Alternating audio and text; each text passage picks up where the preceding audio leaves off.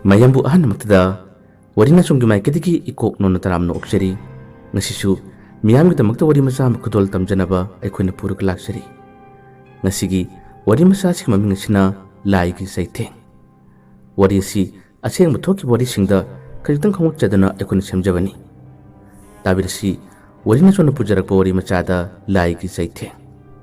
tamlaba khultugi awang thangba chidaida lekai amkhlei lekai simaktadani Ranjit magi nupi memcha aduga makhoigi macha ani naubi amadi ichan na macheni aduga naubi na tomba makha thabani makhoi ani na angang oringai sen chongna nokna khena taibangi awaba kari mata khangdana sanai mamasu honabu yamna kalli makhoigi damak thaba inkhang kaya ama suduna honaduna macha ani gi damak tani haduna tawi mapabung danjichu adu mangai tabak suba nomba kalli adubu karigumma matamda mani yu thalak pataraba yu ngarap patarabadi nupi angang kana namasa khangdabigi tabak amadi adumak tawe yu ngaukraba mana harapwada karigumma hek tahudraba natraga tabak adu tahudraba tarabadi sa san phubadawna macha nupi khangde macha nupa khangde aduga nupi khangde pangphuda phui pungtana tale masigumbagi mong matawse hek lakka matamda magi nupi aduga macha ani se mababung ne yu ngorok putarabadi karigum matamda kije haduna lotkibase admak yarabani toimalakpana angang oringai makhoi gi wakhalda asigumba akiba kithi kiruma kaya chi yomkibana maram warga angang oriba ani se aduma akiba su poglibani nomu gi matam su asumsum hauki akiba tujungba khanaba sainaba launaba kaya ama yarubsu yauna aduma haukibana ngasidi macha nupi aduna sahi 13 mapung phakre aduga magi manaw nupa aduna sahi 10 digi 13 lansilaka matamni masigi matam masida yamna ngaklaba thodok kaya ama mathang thokpa horaki manaw nupa atomba naubi mahangna school halaklaba tungda mamanaba singa chen chongdana adumak sanaba hawi numisigi sanaba sidi karam tawri mamanaba singi marakta mahakse chen chongdana sanarambadagi ngaktangi matungdadi mahakse mamanaba amu ubada yamna kibagi mataw amada mamanaba sina magi manaka sanglapu khudingi mahakse maning handuna kap tuna chen bhori mamanaba ataina magi mataw du ubada kaidorage hangi adubu pakum pipum khangde ayamki haduna kapi machi amrtumena phangani mamanaba singlone changlakpa singadu manungda mana ururiba mamanaba de yawba tarabati adubu yengna mase aduma kapi mamanaba singadu angang ngaktani magi matawaduda tafung khangde yumna thinbiyu haduna naubi adum kaplami adubu hajik mamdi numdangarum gi matamudi uslilabani kaigino nana kabidubu karigino haduna adum mamanaba singna themli adubu yade amukshu kiru yengi phana kiramba phana pakhalam matarabsu mamanaba singaduna themduna amukhana sanabi yaholi asumna sanaba matamda ngasai gi mamanabuduni mana kori liduna ko yengliba mamanabadu hek urabadi mahakse aduma kirami asumna sanabado yaw matumna su naubi masada hainadabadi aduma phawi asumna ngaktang chandinge manung asida ngasai gi mamanabado amukhana tunglomdagi magi manaktamna chalaktuna magi saganna thelo matamda amuk yengthol ubadadi saktam madu ubadadi mahakse yamna kiduna amuksulawi mafam sidigi senthokraga machi amadamuk naubi lumlaga laikirame mamanaba tai khara amana nakalamda sanari lumlaga hojiki nupado magi manakta lakpra haduna naubi ni yemani asumna san saduna pakthaduna lumlaga yelaka matamda amkusu tungnomdagi naubi haduna korokpani tan hek chana ngasai gi naubi na makutta paira manung amak leiri manakru taramba madugi nungaduna koroklibado ki kibuga lonena mang nungadun hek thajilubani matam maduda kapladuna magi tungda naubi hana korokpu nupado I thoktuna masi longna takibani mana kappa mana tabudu ubdadi naubi se leptuna machapa muthukatkre aduga naubi ne nunga thare haduna nupa machaduna kablai leiramba mamana sing atai lona chinchilai angang sing oiredo haima nang nung tharba ha taluge ai mama taluge haduna angang amadi yum mai gai tamna chenkirami naubi chende to phung khangkidre nung adu pairiga manaksida tumina leplerami pairiba nung magi makutasu I khara tairi नुपा मचादुना तारिबा माना कपलिबदो मकोक्ता इ खरा थोकलिबने angang aduna pauta muduna ngaktangi manung sida mamadu puruga lai mamadu puruga lakpada machadu gi makukta shokpudu ubdadi kaina turiside haduna angang adu pamkhale kanana toribunu hangbuda nawin nunga thariba haduna angang sing amatuna manaraga hai masidagi nawbibu phubu saiba ngang batorami namana pana waraktabra